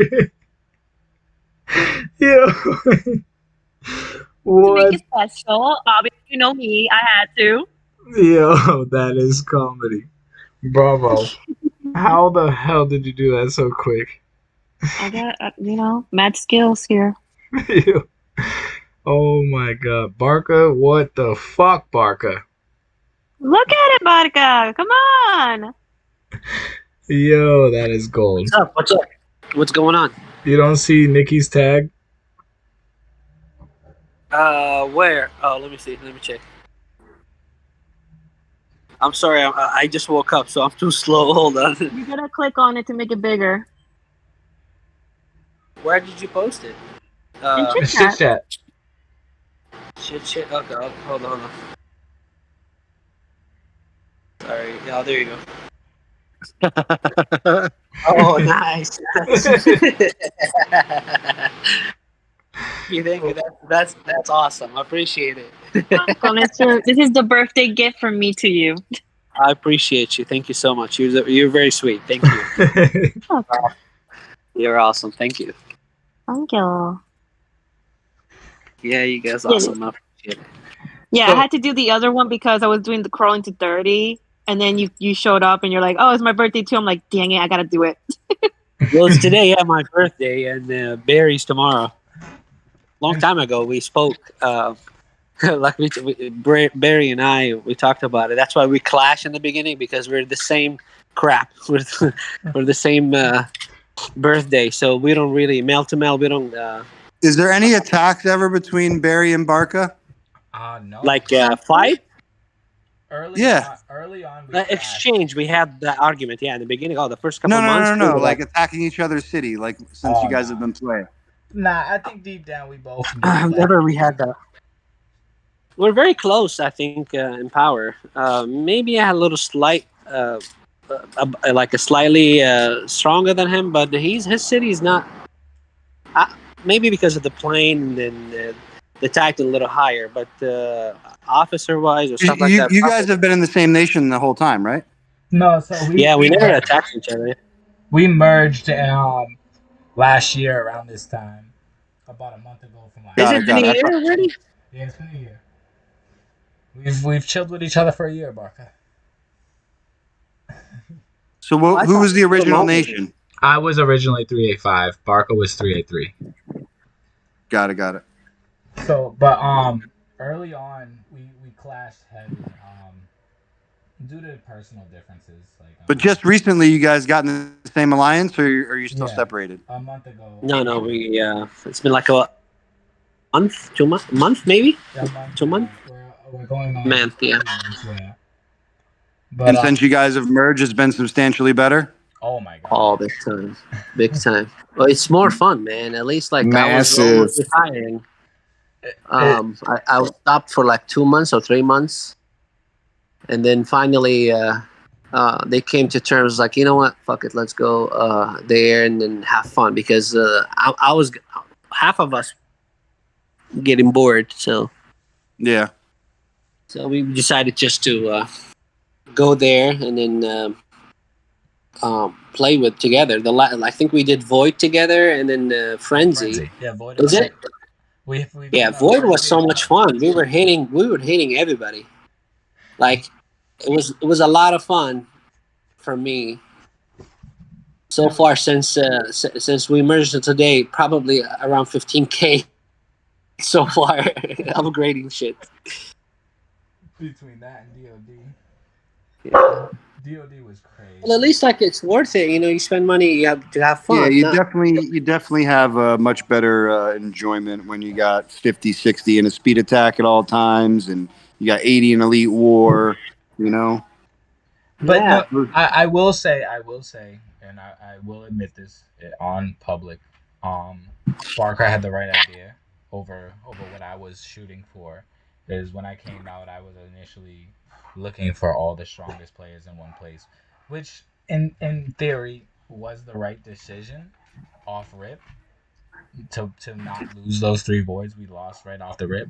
But long term, it helped out to not merge right away, because we were able to keep a lot of players that actually, because you got to remember it's only 100 players in an alliance, and probably a lot of people would have quit right off the rip where they were still useful for those 11 straight void wins that we've had, and being able to grab them now, be able to grab that alliance now, whereas those players have long gone or sold or given away their city, and it was able to make this merge a lot more simpler and more fluent. And it's definitely been a smarter route in the long run. Granted, the next merger for the long run. For the next merger, I will definitely say it is key to be able to make that super alliance off the rip, though. Even still. Yeah, it'll be a lot easier now too, because you guys are more poised to merge. Because with all those extra alliances, you wouldn't be able to take care of everybody with a new merger. So, leading into merger time, quote unquote, I feel like you guys just did, and you're leading into merger time. It's time to come together, because you can get lost in the sauce, man, like really, really easily if you're not the number 1 alliance. And obviously you want to look at the number 2, to a certain extent, but what are you going to do there? Have 10 different mergers, just sounds crazy. I'd much rather work with the guys that I've, been working with the last year, dying with the last year, than bringing on somebody new, even if it was, say, 385. Like, I love Barry, but I'd much rather work with my guys than you guys. So I'd rather, get all those things together and then try to bring our two houses together, whatever that looks like, type. So for me, what I'm really looking for future, like going into the future, is I'll take on some of the best players, but I will also put some of our good players down. Not down, like as in like I'm like saying they're trash. I'm not saying they're trash at all. I will put some of our good players down into a second alliance because on the upcoming merger you're gonna need one. I'd put some of them down and bring some of the top players up because I know those players that I'm sending down will teach those players that are active, very active, have decent cities. They will teach them the correct ways to fight, correct ways to play, and they will manage them correctly. Like you gotta put like a decently strong player for. I agree. So like I have a plan for the upcoming merger. No matter who I merge with, it will work out. I'm not concerned of. Well, it's better to not force anybody. You know what I mean? No. Any merge comes, okay. They want to do like 2 alliance, 3 alliance. That's okay. And then from there, you work on it, just like what we did 385. I know Barry was disagreed. I mean, most of the guys. But it's better like that. So we were 3, and then we end up 2, and then now all of a sudden we're 1.5. But it's much better, more convenient, and more effective.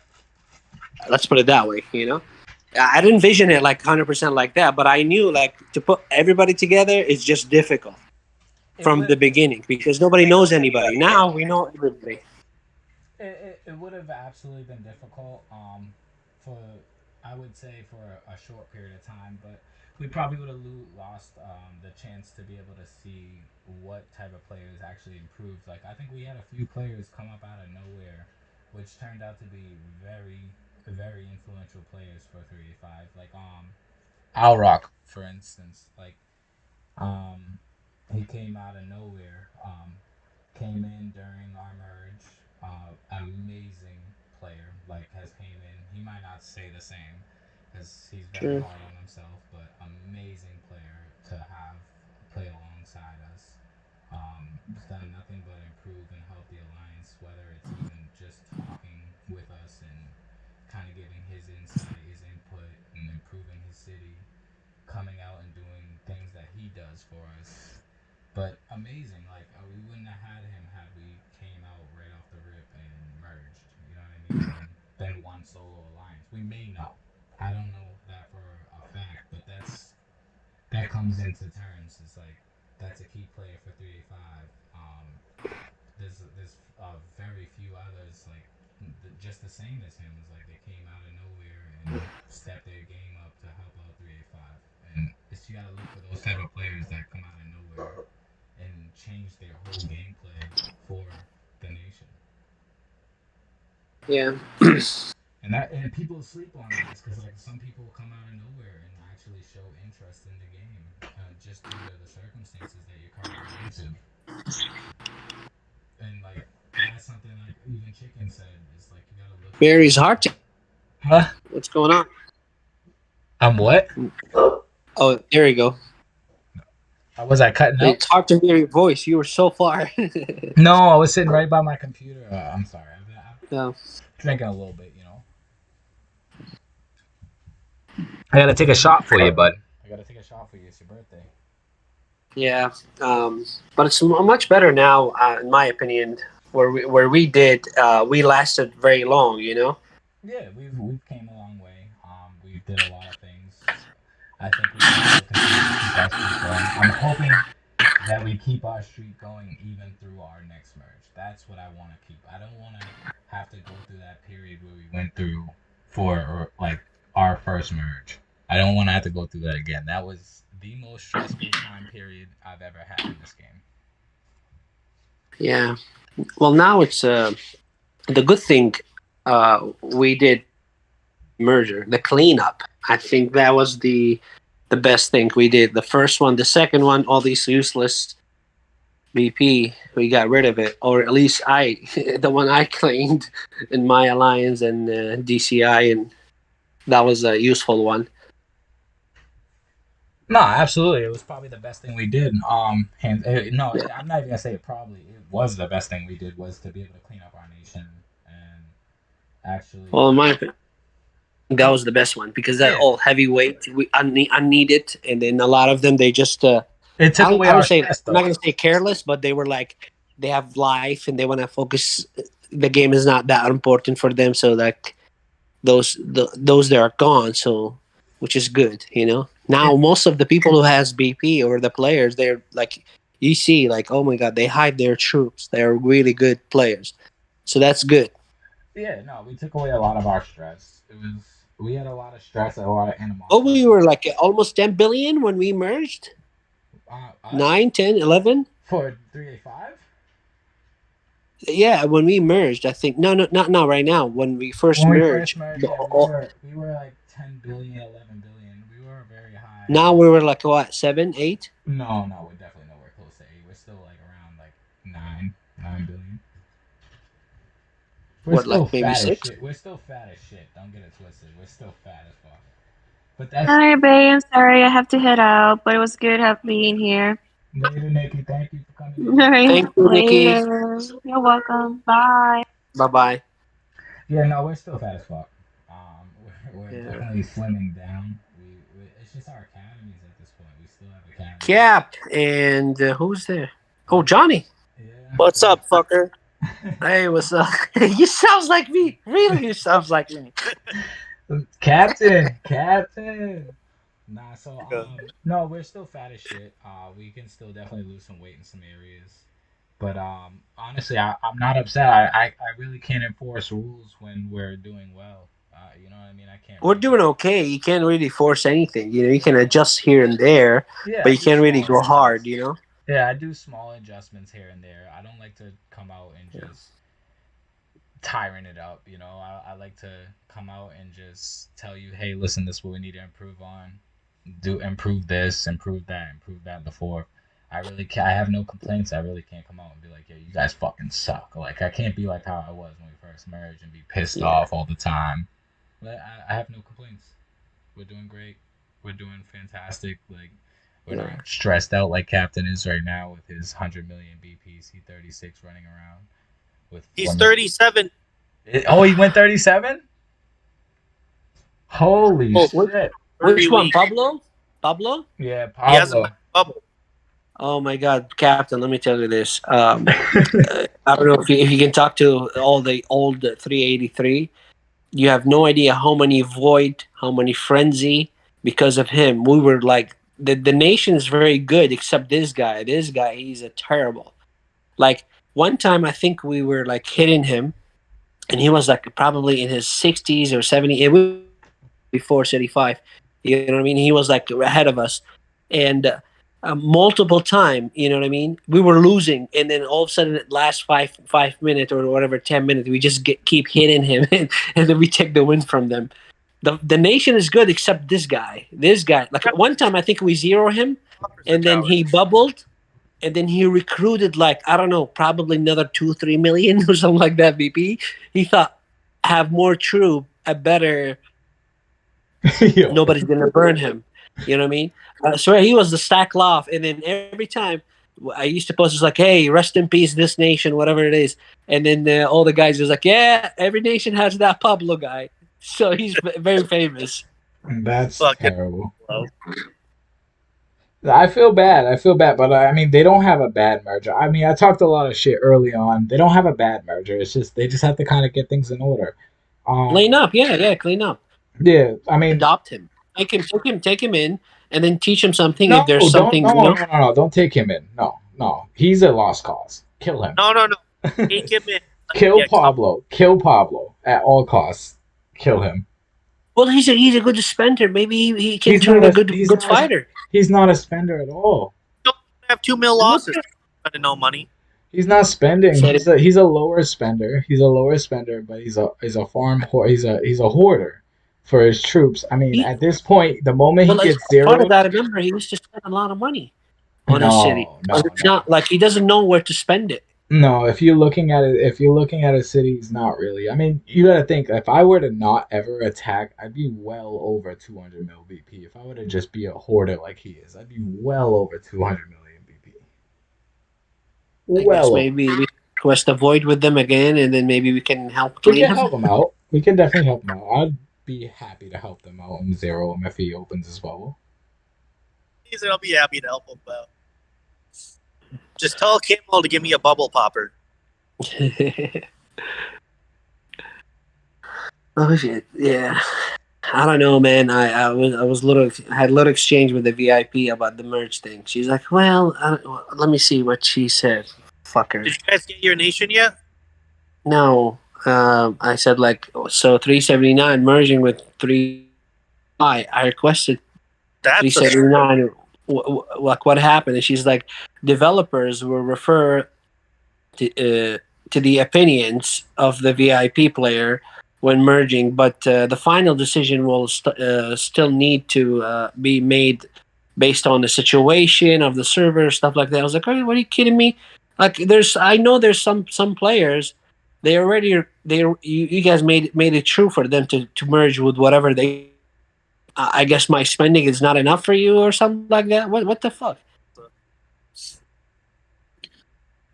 Yo, I don't know why they're not even close. So Raz is trying to join the Discord, I think, for this podcast. It's gonna be temporary, but definitely I'm thinking about letting him get the opportunity to come in and shoot the shit with us real quick. What you guys think?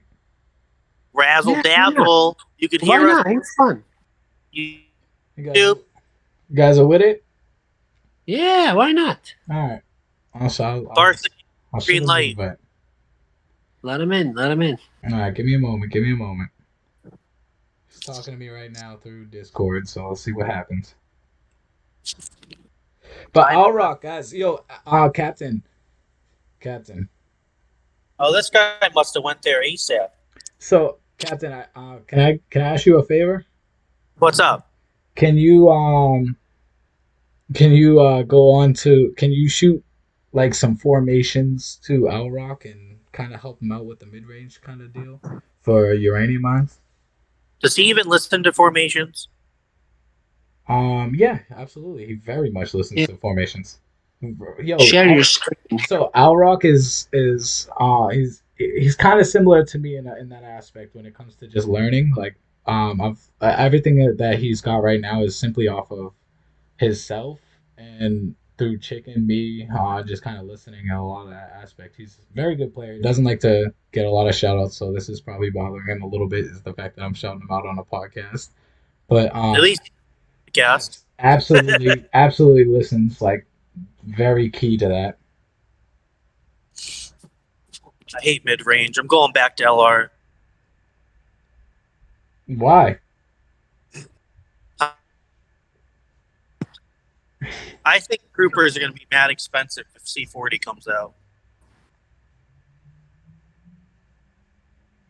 Oh, you think so? It's one thing when I can pump out a bunch of rockets. I mean, I'm pretty sure it's going to get more expensive now. It's like what do you call it? The EMPs cannon. It's a freaking expensive. Yeah. Sacrifice a lot of shredders. I put like 20k shredders just to save the EMPs because the EMPs is so freaking expensive. Last Void, I think I sacrificed like around like what almost like 14k shredders and just probably 1,000 EMPs, which is really good. Normally I lose my ass when it comes to Void, but teamwork is really, really good. You like being in day now? Yeah, it's fun. Definitely, it's fun. I mean, even before it was fun, but now when there's more people, to fight, they don't care about, like, they will fight. They will hit the wall like me. You know what I mean? And not worried about losing some of the troops. That's much better, man. Yeah. Even the guys I brought with, they're now more motivated to work. You know what I mean? The whole gang when they came with me is like, okay, this is fun. Let's go. Get them all in there. Yeah, now easy we can get like 50, 60 people online in Void. Easy, you know what I mean? If we want to organize like a one big guy, yeah, we can easy get 70, 80, I think. Easily, Barker. Easily. Yeah, easily. Don't undersell that. I mean, now we're doing the car race thing. Oh, bro, I forgot about it, bro. If we're in the same. I'm sick. I was away all week. I had a really big project for work. We had a situation happen where so we have a suspended building and the engineers fucked up on the design and so we had a blowout in a weld as they try to decompress the suspension. So they try to lower the building basically onto the platform that's holding the entire building. And when they try to lower it, that's a lot of money losses right there. Yeah, what it's a $6 billion project. So oh my god, this guy he's fucked. Yeah, so, $6 billion. What's up? 200 mil to fix the foundation. 200 mil? Stop it. Way more. We're talking about a $2 billion fix. But when they dropped it, it blew out the welds on the bottom, and they had to immediately put the safety calls for it, which caused because it could have collapsed, and it's on a major station for travel. It's on top of like a huge train station. So it's suspended above that train station, which people are currently still walking underneath. So when they blew the welds, they had to stop all building. So it gave it probably a year of delay, and it's already behind 2 years. Wow. And that's a lot of money lost right there. It's delay terrible. Not good for those situations. It's terrible. I would have hated that nonsense. I hope that guy, he made so much money to the company because he will get his ass fired. He probably already got fired. But who hired? He probably that's what I'm saying. Fired. Like, he should. He probably got fired on the spot. But yeah, big time. Unless if you made so much money to the company, doesn't matter how much you made. They won't let you go. You gotta remember, it comes down to, doesn't matter how much good you do somewhere, the bad always overshines the good that you do. Oh, big time. You do 100, you do 99 good, and then one bad, you're done. Exactly, correct. That's how all business works. No matter what, no matter where you are. But it caused a total of 120 iron workers got laid off. Like 300 laborers. About in total, I think it was like 700 people got laid off. Oh my god. Because there's no continued work, so about 700 people got laid off. Yeah, of course. Wow. It's crazy. Yeah. It was a major failure. I'm pretty sure the owner or whatever who's running the project, like the one who's spending money on that, probably he turned down. You're fired. It was probably bad. It probably got cussed out bad. I mean, it's an engineer. Like, they make a lot of money to do what they do to make sure that things like this don't happen. So for an engineer to fuck up this, well, that's the thing. Yeah, that's the thing. Like, they get paid really well.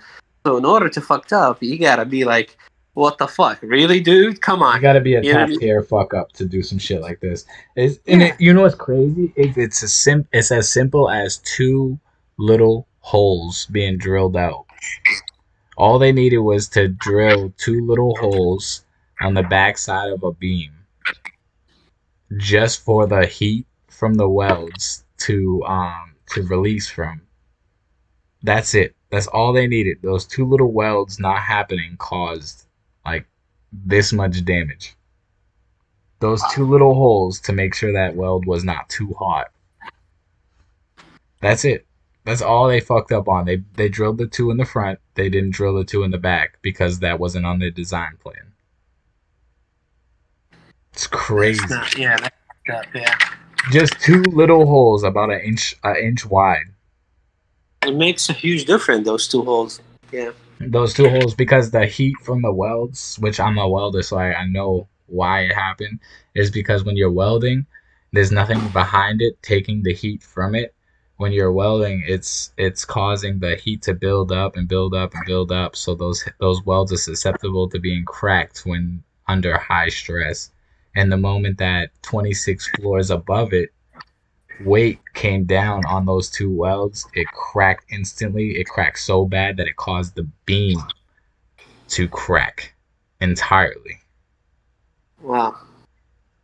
Crazy. Yeah, that's It is crazy, yeah, to be honest. It's nuts to even like see it. Like when they were explaining it to me, I was like, "Yo, no fucking way that happened!" Like I was on this building. Had it collapsed, I would have died. I wouldn't be here today. I was on this building. I was on the 27th floor at all times. Wow. Fucking nuts, man. Fucking nuts. It is, yeah. Wow. How long you been doing this job? I've been an iron worker for about 6 years now. I've been a welder for a long time though. I've been welding since I was in high school. Yeah, it's is it a good paying job or a very well paying job? I think I make about 182 182 an hour. That's a minimum to start, right? No, that's my journeyman rate and 182 an hour. When I started, so when I first started iron working, I was actually working as a supervisor for JetBlue. I used to supervise the movement team, so I used to be in charge of basically sending all the planes for repair, moving them from international gates and stuff like that. It was like lower paying job compared to what I'm making now. Like I probably make about 15 times more than what I was making there. Oh my God, are you serious? Yeah, it's crazy. It's definitely but it's a fun job. You learn a lot. It's a fun job, I understand. Yeah, but the thing is not fun for me. Fuck that. Nah, it's fun if you know what you're doing and you're actually really good at it. You enjoy it. It's an art form. A lot of the art I do, I take pride in what I do for the most part. Like I come out and I'll weld some stuff, and I'll take photos of what I weld. For the most part, I have to for the most part, but like I enjoy taking those photos because it's like, yo, that's an amazing piece right there. Like that will be there for decades and decades to come. Like that's my work. Like when I drive by the buildings that I've done, I can walk by and be like, oh, that was something I built. I contributed to building that building. Like and it's dope to see, especially for a place like Boston where you're looking through and all these sky rises. Like you can say like, hey, I built that building over there. Like, You sounds like what was it like? I forgot. One of my friends, his grandfather or great-grandfather, he was working in NASA, and then he was telling me a story. I think Reagan or somebody was there at NASA in the early 70s or like 60s. I'm not sure. And then he saw a guy. He was cleaning. And he asked him, he's like, hey, how are you? Introduce himself. He's like, what are you doing here? And he's like, oh, Mr. President, I'm here. We're here to help put man on the moon or something like that. So it's like, I'm part, you know what I mean? I was like, wow, that's a really, really good answer. So you sounds like that. I was like, hey, I'm part of that team. We put that building there. I'm so proud. That's pretty good. I mean, great way to look at it. Yeah, nice. Yeah, you got to, man. You got to take pride in what you do. Like, I enjoy what I do. It's something I wanted to do. I never really wanted to sit in the office. I never really want to be one of them guys that kind of just sits there and chills in a little cubicle. I'm a huge hands-on guy. I've always been my whole life. So, like, everything I do is kind of more or less focused on being able to go out, do something, be active, constantly just feeling like I'm accomplishing something and doing something for the world, in a sense, not so just myself. Like, it's just being able to make an impact in some sort of way. So, like, a lot of the things I do is focused on that, hyper-focused on it. Yeah. No, you're absolutely right, yeah. That's the way you look at it, yes. You be helpful. Yeah, you leave a mark in the world, and I mean, God forbid, I mean, the day I have kids, you know what I mean? I have something to show, like, hey, I did that. Like, you can always remember that, you know what I mean? Like, my great-grandfather built that building. You know what I mean? It's cool to, like, hear about things like that. Because even, I'm third generation. I'm a third generation iron worker. What? Third generation what? Iron worker. Oh, really? Yeah, I'm a third generation. That's nice, yes. That's a legacy right there, yeah. Exactly. And you know what's crazy is I didn't even know this up until I got in. I found out from my father a few years after I got in. It was like, you know, your grandfather and your great-grandfather actually did this work. And I was like, no fucking way. I was so mind-blown. I could have used them to get into this, like, trade. And I had no idea. Yeah. It's cool though, and Yeah. like they were all building like buildings like Cap would know this, like the Prudential Cap. Yeah. It's like the Bush, the 2-generation presidents or like whatever 2-generation governor or something like that. Or like any kind of job. Yeah, it's nice when I go places and businesses when like here in Arizona when I see and then start like be interested to the business and then it was like, what's going on? Tell me the story. It's like, oh, we're 3rd, 4th generation. It's like, are you shitting me? It's like, no. That's nice. So I feel excited to go invest in that place because it's like a family legacy thing. It's very fun. It's very nice. It's always amazing to invest in something that's been around for years and into a family that's like family owned, stuff like that. Yeah. I try to donate more or less to those type of people and help out with their cause for the most part. Help them their grow. Because like it's better than hearing about like these corporate companies who are just run by like a bunch of randoms that invested into the company that are already self-made millionaires, billionaires, stuff like that. It's a lot better to see more people gain wealth off of their own family built stuff. Family, yeah. Yeah. Cause I like self-made. I like self-made person. That's pretty nice. But when you see like a legacy of the family, it's the product is different because that's just next level. Yeah. Yes, take more pride of it. Yeah. Like way more pride in what they're doing. Yeah. I mean, in my family, we don't really. Let's look. Maybe because of our situation, like we were never you guys 100 years in one country. We had to immigrate and migrate. Yeah, you guys came into the country fairly late, yeah. So like you guys migrated. I'm a first generation. My dad, he used to be a big make clothes and stuff like that. He did pretty well in life. I would say with all his brothers. I can't remember when my family came, but my family came from Cape Verde. Over here. Where? From where? Cape Verde. Where is that? Off the coast of Africa. Oh, okay. Is that the country's name? Cape Verde is yeah. Never heard of it. It's 10 islands off the coast of Africa. Mauritania, Morocco, that area, or like the other side? The western side. Oh.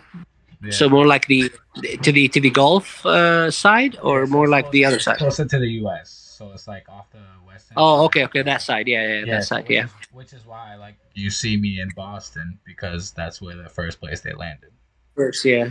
I remember in New York when I used to live there, all the immigrants, kids, the firstborn there, first generation, and they used to call their parents. Oh, it's like, what the fuck is that? It's like, yeah, they all came in a banana boat. There was like a ship carrying banana, and then those guys, they would just hide in. And I was like, oh, really? It was like funny. But their parents, they take pride in it. It's like, hey, motherfucker, you call me banana boat because of me. You're here having a great time, having a great life. Nah, no bullshit though. It's crazy how people like migrate to America. It's like the wild stories you hear if you actually know your stories and. So like you're 3rd generation here, right? Yeah, I would say I'm 3rd generation here. 3rd generation. So like your family came in like what, late 1800 or 1900? I'm not sure exactly. I just know that when they came, they Americanized their last names to find. So they came in a worse time probably when America was really bad, yeah. So they came during slavery. So my family, I'm pretty sure, yeah. They definitely came during slavery because my family was bought into slavery, which is because Cape Verde was the slave port. It was yes. It was where if you went to Africa to buy slaves, that's where you went. You went to Cape Verde to pick them up. So like. Yeah, well, slavery, in my opinion, slavery wasn't only bad in America; it was all over the world. You know what I mean? Yeah, no, it was everywhere. Yeah. Because I remember, like, I know, like, I think the most, how do you put it? Like, I think the most race got affected by probably black people, but also Indian people. It was British. They were carrying those people like all around the world, taking there's full race of Asians Indian. got it bad. Moved them to South Africa. So Asians, any person of color, Asians got it pretty bad as well. Blacks definitely caught it really bad within the U.S. Like they really bad within the U.S. They took the brunt of it for the most, but Asians and any other color like Muslims and Arabic and whatever you want to call it first. Yeah. To say it, I'm pretty terrible with that type of. Even in Europe, if you look into history, even white people got slave too. I remember. That's half the reason for the reason of the discovery of America, bro. Well, with the white one got slave, like let's say there are dictatorships on like back in the whatever 1200. They were like you disagree with the people in power, right away you're a threat, and then they will take you, strip you of everything, and then sell you as a slave right away. Even in, I don't know about the. I'm talking about the where the Russia, Ukraine, that area, Greece and Italy, that area, that part of the world, all the way to all the time. You disagree with the power, you rise. That's it. They strip you of everything. They rape your family, and then sell you as a slave. Jesus Christ! Yeah, no, it was tough. History is ugly. History is ugly. Yeah. I learned a lot when I actually went to my home country. When I went to Cape Verde, I went there and took a bunch of tours, did a bunch of things like to learn about more or less my culture, and it was crazy to hear like all the islands of Cape Verde were actually uninhabited, so they were never like actually people on those islands up until slave trade. So basically like they became inhabited due to the fact of slave trade, like they used them as slave ports.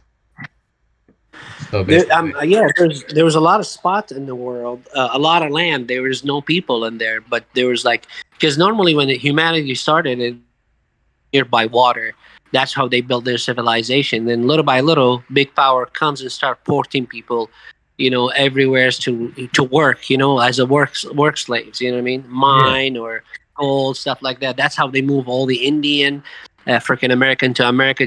Not for population, just they need workforce, so they made them all slaves. Yeah, it's Egyptian. They build all these incredible stuff in Egypt. They were all slaves. They all working for the whatever the head of the state. Yeah, to make the pyramid. Yeah, the pyramid. Even in the Middle East, I remember like the same thing. Like there was like they go conquer a land, and then what they do, they bring the whatever they feel is a threat. They bring the guy as a slave to serve, and then they bring their woman as a sex. What do you call it? Yes, sex toy. Yeah, it's all over the history, everywhere. It's a crazy thing, man. It's crazy. It is crazy. Yeah. Much. I feel like the world's much better now in that regard. A little bit. It's more like understanding. People nowadays understand the history, not completely, but they're much better than it used to be.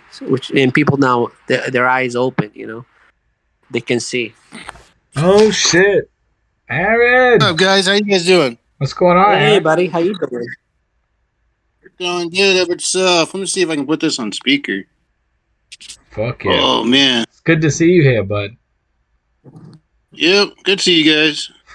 Is that speaker? Yeah, I don't know. But putting a voice to a name, man. It's nice to hear. I've been with you guys. I've been on here with you guys before. Just quiet, usually. Quiet. Yeah. Yeah, man. How's you guys up to? We're just shooting the shit right now. Just talking about random things, random topics. Right on. Yeah, I've been MIA most of the time, man. I just moved from Colorado to Indiana so I could spend more time with my grandson, and then that freaking shut it down, so I don't even get to see my grandson, and went to go to get an attorney, and right, we're fucking worthless. Are you serious? Yeah. So you need to hire Oxy. Oxy's a hell of an attorney. I need to. There's a lot of forest out here. I don't know how deep the ground is before you hit the bedrock, but I think I'm on a barrier. You a big fisherman? That's sad, man. That is sad. I mean, those people, I don't know what the fuck in their. She's always been a really nasty person. I raised her. Her mom was a drug addict and was living out in like Oxnard area and all the drug camps. And so I took custody of her when she was like 16, and because she was my son's girlfriend, and you can't do that. And I just told her the only rule is you go to school and you have a full-time job and you graduate high school. She didn't do that, and she's got a serious attitude problem, so I ended up kicking her out at that time. But then again, got her pregnant and had a kid with her. They all warned them against that, but yeah. Well, you know, I'm sorry to hear that, but like there's an old saying, they say a cheater always a cheater, the fuck up always is fuck up. So yeah, their relationship and they heard with her new boyfriend because she cheated on my son with this guy. Oh my god! And decided Jesus. Indiana, and I was like, you know what? Nobody could be that heartless to keep me from my grandson. Oh, she is. So they don't care. They're selfish as fuck for nothing. Yeah. That's the way she was raised. If you can't be manipulated by her, she doesn't want anything to do with you, and she doesn't like you. And you can't manipulate me. You know, like fucking, you're a good person. You're a good person. I'll hang out with you and be good. If you're not a good person, I'll just tolerate you, but I'm not going to have anything to. You know. Well, I have some customers. They tell me some stories, man. Oh my god, it's crazy. It's very ugly. I remember my brother when he got probably 2-3 years ago. He got married, and first thing my mom and dad said, the girl said, "Listen, I don't give a shit what you do with my son and everything. If you have kids and you say you can't see them, you know what I mean? Yeah. You gotta forward, you know what I mean?" Since then, now we got the baby, like they have a baby girl. We had her like 3-4 times a week. Even she sleep over. Yeah. I was like, this is the rules. You accept it, that's it. Don't make us make you sign things. She's like, no, I would never. Well, part of it because we have the wealth just to take care of it too. So she doesn't want to take that away from the baby, you know what I mean? We're doing good stuff for her. The thing is we have a lot of wealth. My dad he's the reason why. So he worked for Qualcomm growing up, and I remember in the 90s, I graduated high school in 94, 95, but we were the test family for all the cell phones. So my dad's done well for himself. My sister was an officer in the military. I'm a very top-notch diesel mechanic. I can get a job anywhere making 6 figures a year, but I took a huge pay cut coming out here because it's so much cheaper to live. Yeah. Even money doesn't persuade her? No, she doesn't care. She's disgusting. She thinks, and her boyfriend is like some sort of manager at Target. So I'm sure one of these days he's going to throw his head out of his ass. Because he seems like, I don't know how to explain it, one of those spoiled brats. But one of these days, because he's a smart guy, he's got a college degree and all that. Nothing. She's just a drug addict baby. That she's 3rd generation drug addict, and so when the fun and games stops, you know he's going to ditch her. So that's what pisses me off. My grandson's in a hard spot. So that's what I've been dealing with, fellas. You guys still there? Yeah, bro, I'm listening. But that's what I'm dealing with. But I was getting used to this humidity, man. This humidity's kicking my ass. How's that weather out there in Arizona, Barca? Or Barca, sorry. Oh, look at you knowing the correct pronunciation. Yeah, he got me with that last time. Yeah, he got me a bunch of times. I stay calling him Barca. Yeah. So, yeah, it's... Yeah. Oh, he left. He must be celebrating. So, oh, there he's back. Can you hear me? Yeah. Yeah, first time I heard him was the last time I was on here. And I'd been playing with Barca since the beginning, the rep days. And that's the first time I heard his voice, and I was like, "Man, you sound like that one guy from Goodfellas." Can you hear me, Squirrel? Yeah. What I was saying, can you hire an investigator? If you can hire an investigator and then approve she's a drug addict, maybe that will. That's already proven. That's proven. The judge don't care. Are you serious? Yeah, she got caught in a bunch of lies too. She got caught. She lied about my son doing jail time. My son never once did jail time. He'd never been to jail, and the judge accepted that as a lie. And then it was proven wrong.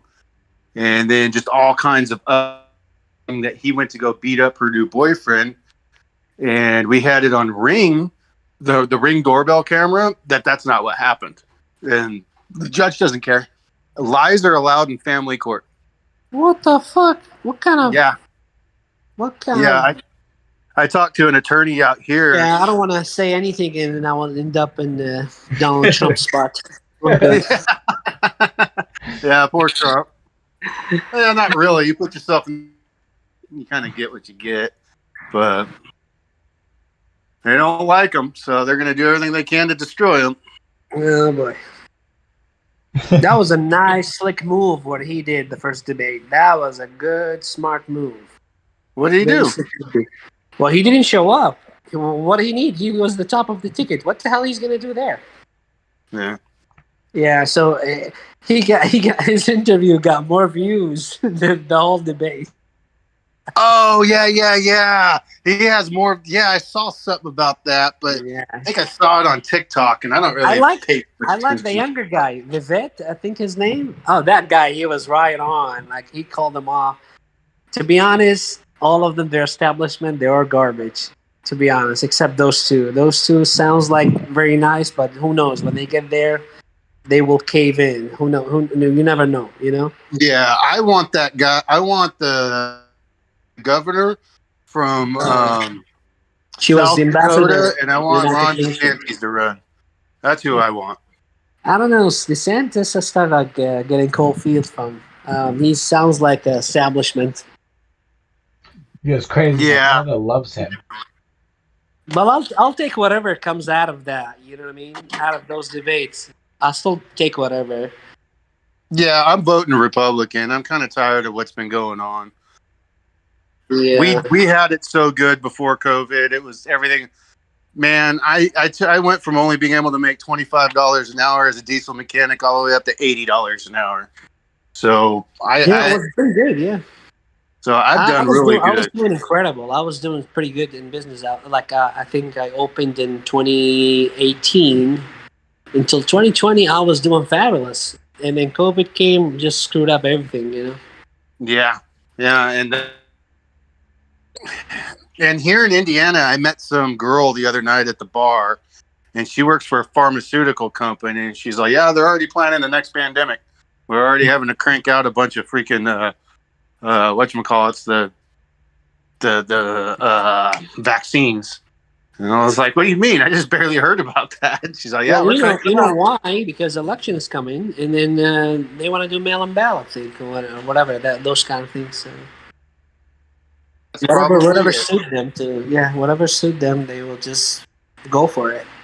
And that's what I'm getting tired of. You know, I just want to be left alone to work, and I'm sure you want the same thing. You know? Well, that's exactly, yeah. I always said it, that was, I mean, okay, printing money, I get it, like you want to help and stuff like that, but why would you shut down the whole freaking economy? Why don't you just tell the people, the vulnerable ones, stay home, things will deliver to you, and then, get and give them money, but not the whole entire nation. They screwed up everything. Another pandemic, I'll be gone. I will be out of business. If I survive the first one, the second one, I don't think I'm going to make it. I'll be homeless. Yeah. Literally, I'll be homeless. Out of a job. You got a place with me, buddy. You're just going to have to move to Indiana. Well, I guess that's what I'm going to do. Yeah. You got to take care of mom and dad. My mom and dad with me, so extra room, please.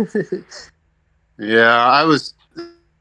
People. That's why when I started to be able to get haircuts again, and I actually hadn't been to a bar in like 10 years. Don't remind me of that, bro. That was a terrible time period of my life. I could not get a haircut. I'm right here. I mean, don't get me wrong, it was fun. It was fun, like sitting home, having a little fun, but it was too long. For some places, it was too long.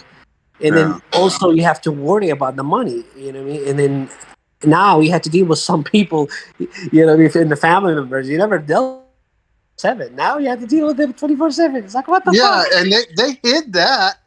They hid that because, like, you know, all those kids out there, children, their safe place was school. Their safe place and to be able to get food was school. And now all of a sudden they're stuck home, and they hid that. They hid that big time. Yeah.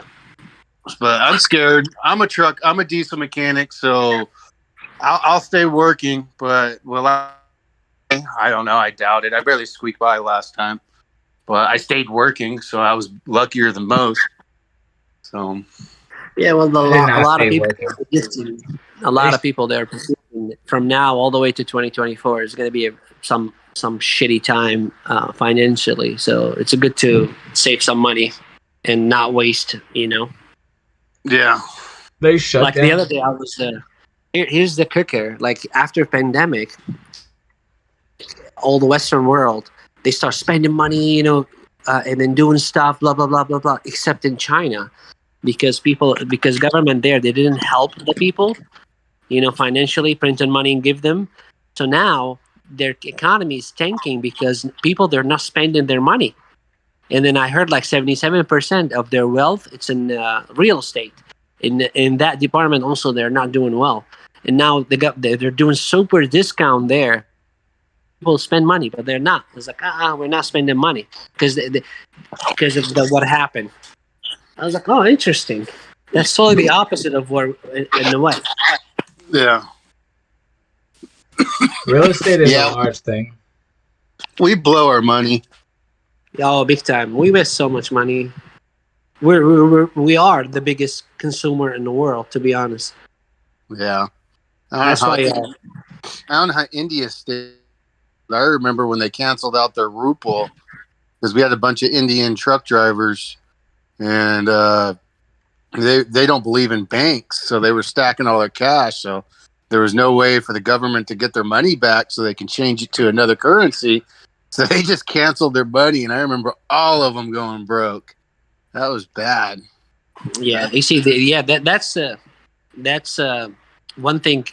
Most of people here, what we have is very unique. Other countries, they do whatever. Like other countries, their regime, they just do whatever the heck they want to do, and nobody can hold them accountable.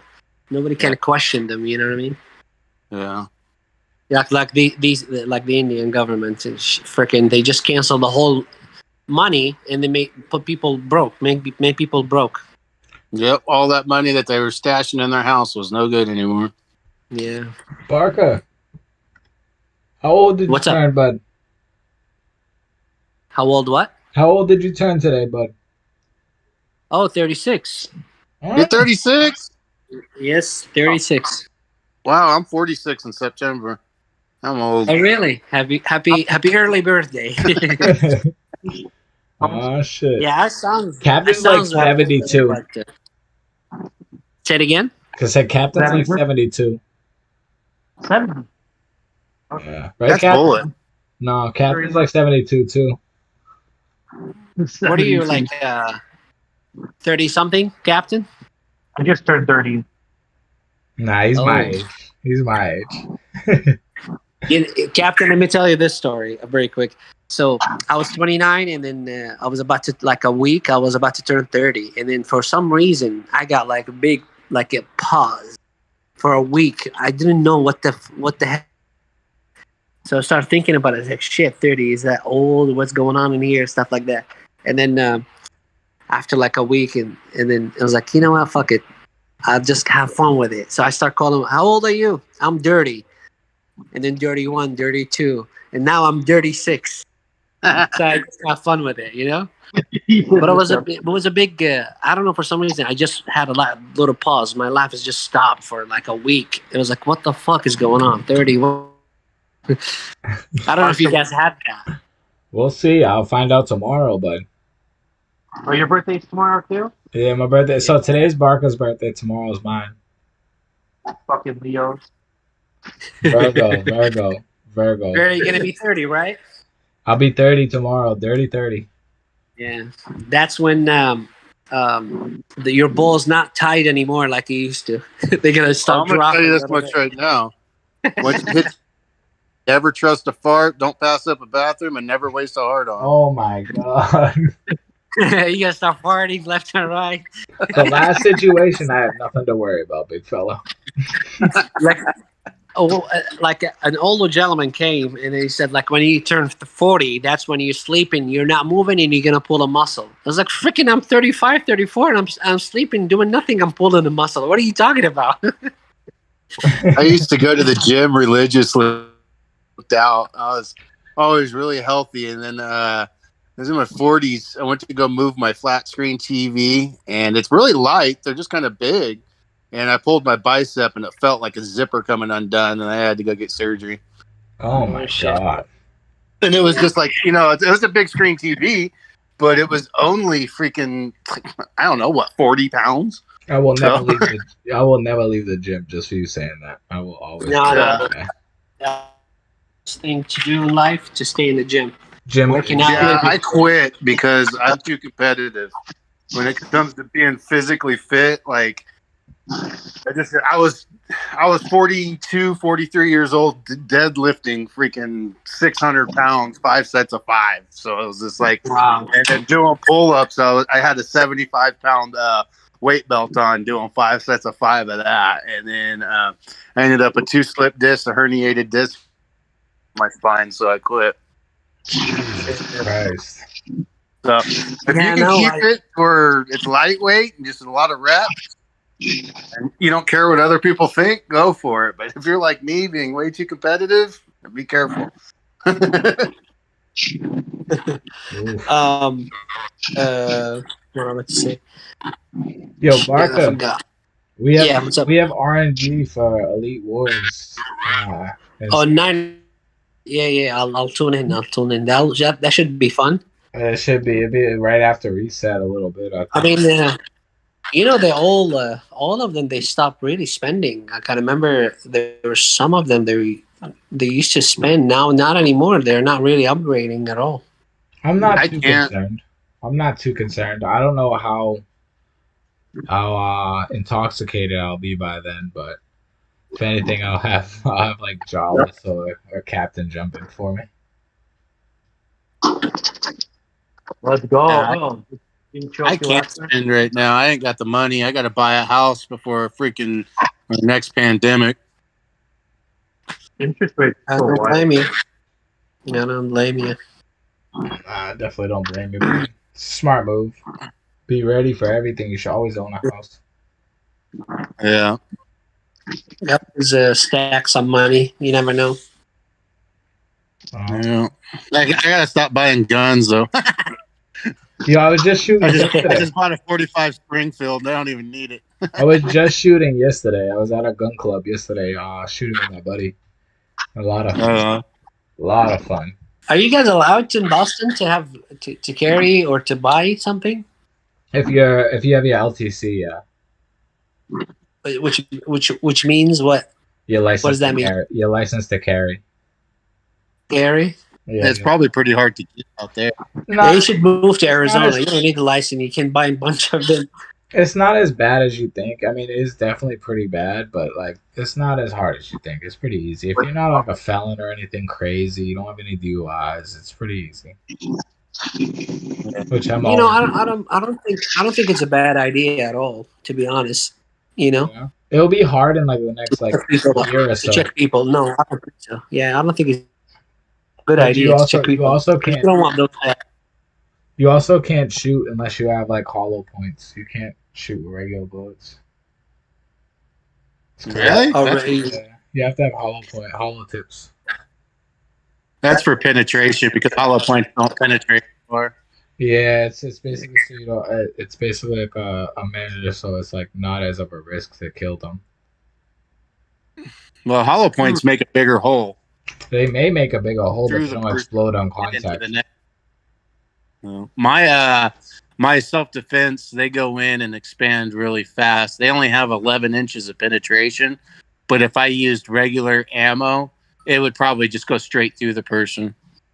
So that's probably why you don't want to, kill the person that's trying to steal your TV and end up killing your baby in the bedroom that you're trying to protect type thing. So. That's a fact. What is that? I got a message. Said get the Apple Arcade included with your unlimited plan, whatever your Arcade. ARCADE. What the fuck is that? I'm not sure. It's an Apple thing. I keep getting that too. Yeah. Oh my god. Yeah, you get all these bullshit. Man, I got so much called scam. It's unbelievable. Like, look here. 1, 2, 3, 4, 5, freaking 6, 7. What the fuck? From 8 to 9, I got like a 17 call. Yo, I'm gonna end the live. I'm gonna stay on the chat, but I'm gonna end the live. All right. Yeah, I gotta get off too. I gotta this dog. I'm not getting